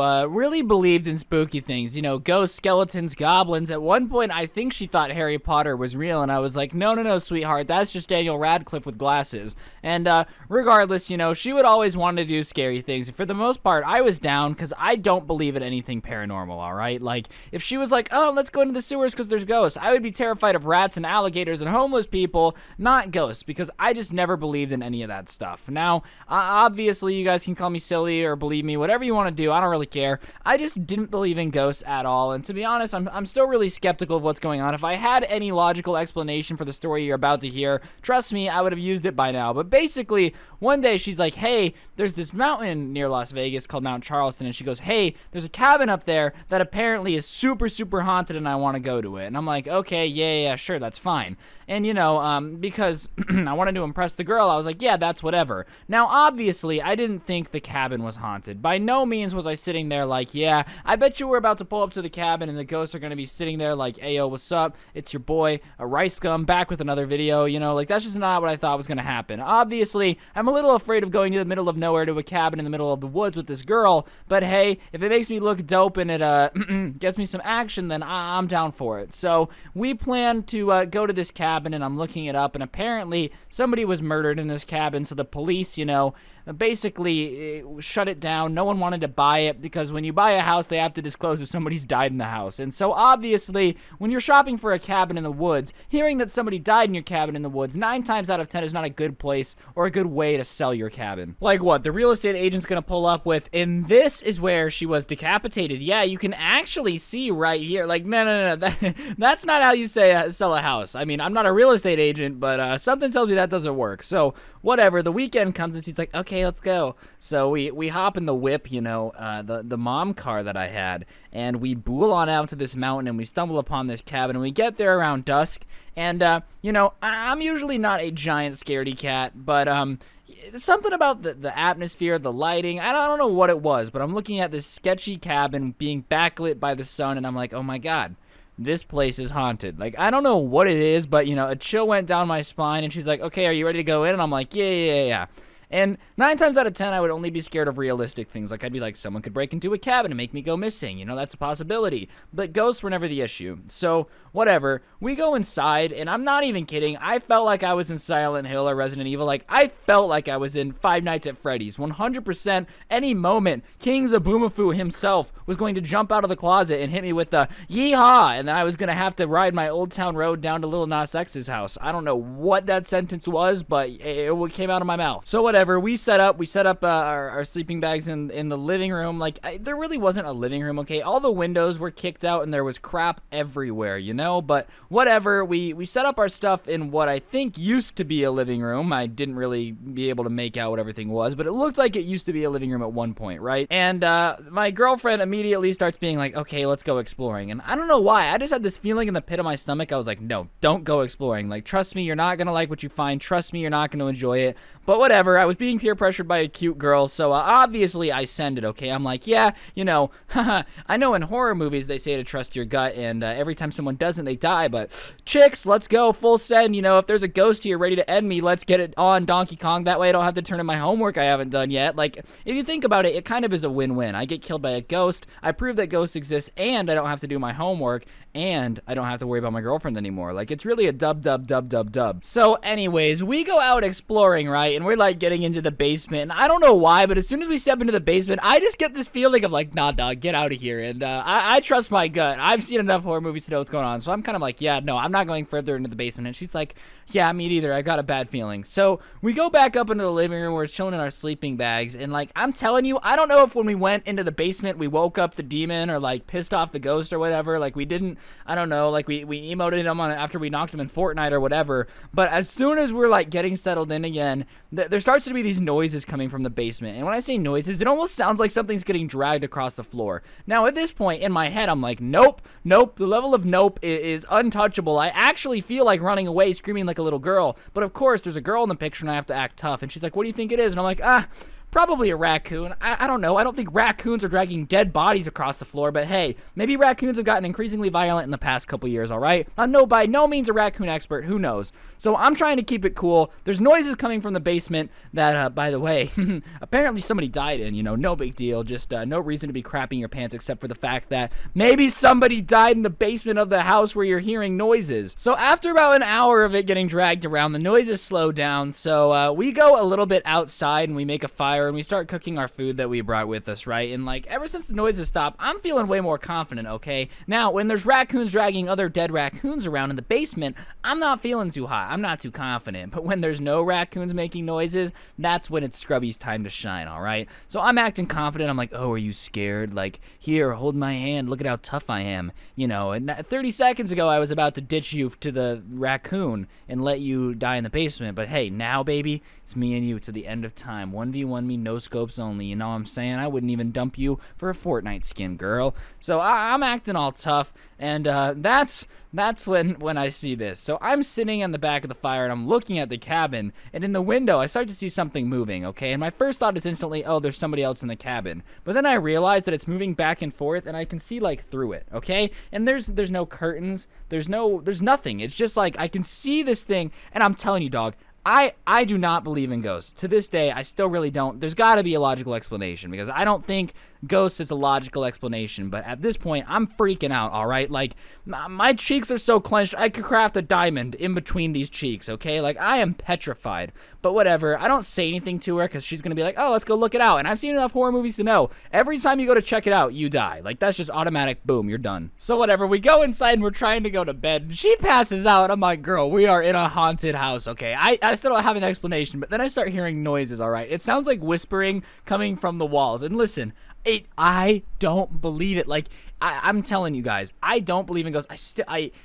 I just have no logical explanation. Like, you know, if it takes the words out of my mouth, it's got to be pretty scary because I don't shut up ever. But like, basically, I'm hearing whispering coming from the walls, and it sounds like people's nails like being dragged along the edge of the house. And the entire night, I don't sleep at all because I'm basically paranoid that the second I'm closing my eyes, I'm gonna wake up to like a zombie nun in my face standing over me, like, "Hello, Ryan." Like, I'm not trying to play games and get eaten by a zombie, okay? So I'm freaking out. I don't sleep a wink the entire night. I literally pull an all-nighter, and the entire night there's like these noises and whispering coming from the wall, and it sounds like something's getting dragged through the basement again. And like, before anyone in the comments, "Oh, someone was messing with you," we were outside, we were inside, we were in the basement. Like, we would have seen somebody or something messing with us, okay? If Scooby-Doo and the gang of Shaggy the Pothead can figure out when somebody's messing with them, I promise you that I would have been able to figure out. And I'm telling you, I have no logical explanation for where the sounds are coming from. I have no logical explanations about where any of this was coming from.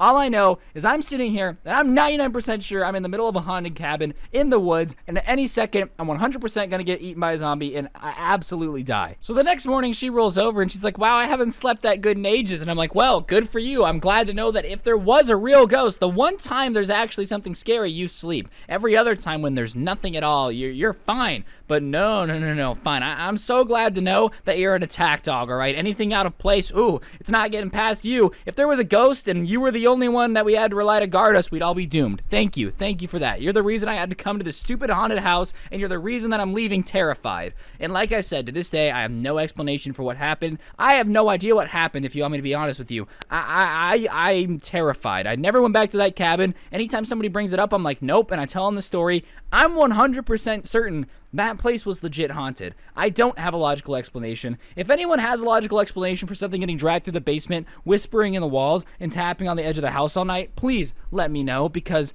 I would love a logical explanation so that way I don't feel like I'm a crazy person trying to convince people that ghosts exist every day. But on that note, guys, that's going to do it for the video. Hopefully you enjoyed it. If you did, be sure to press the like button. Let me know in the comment section down below what you thought of the video. And, of course, turn on post notifications if you don't already. Today's notification shout-out goes to the one, the only. I have to scroll down because I promised I was going to give it to somebody in particular. And I don't want to mess up and ruin their day because that would suck. And it goes to Bree Daisy. Shout out to you for having notifications on. If you want to have notification shout out, turn on notifications, send me a screenshot on my Instagram @Scrubby, and I shout somebody out every day. Don't get anyone pregnant. If you do, make sure they're hot and stay hydrated. I'll talk to you guys tomorrow with another video. I'm out. Peace.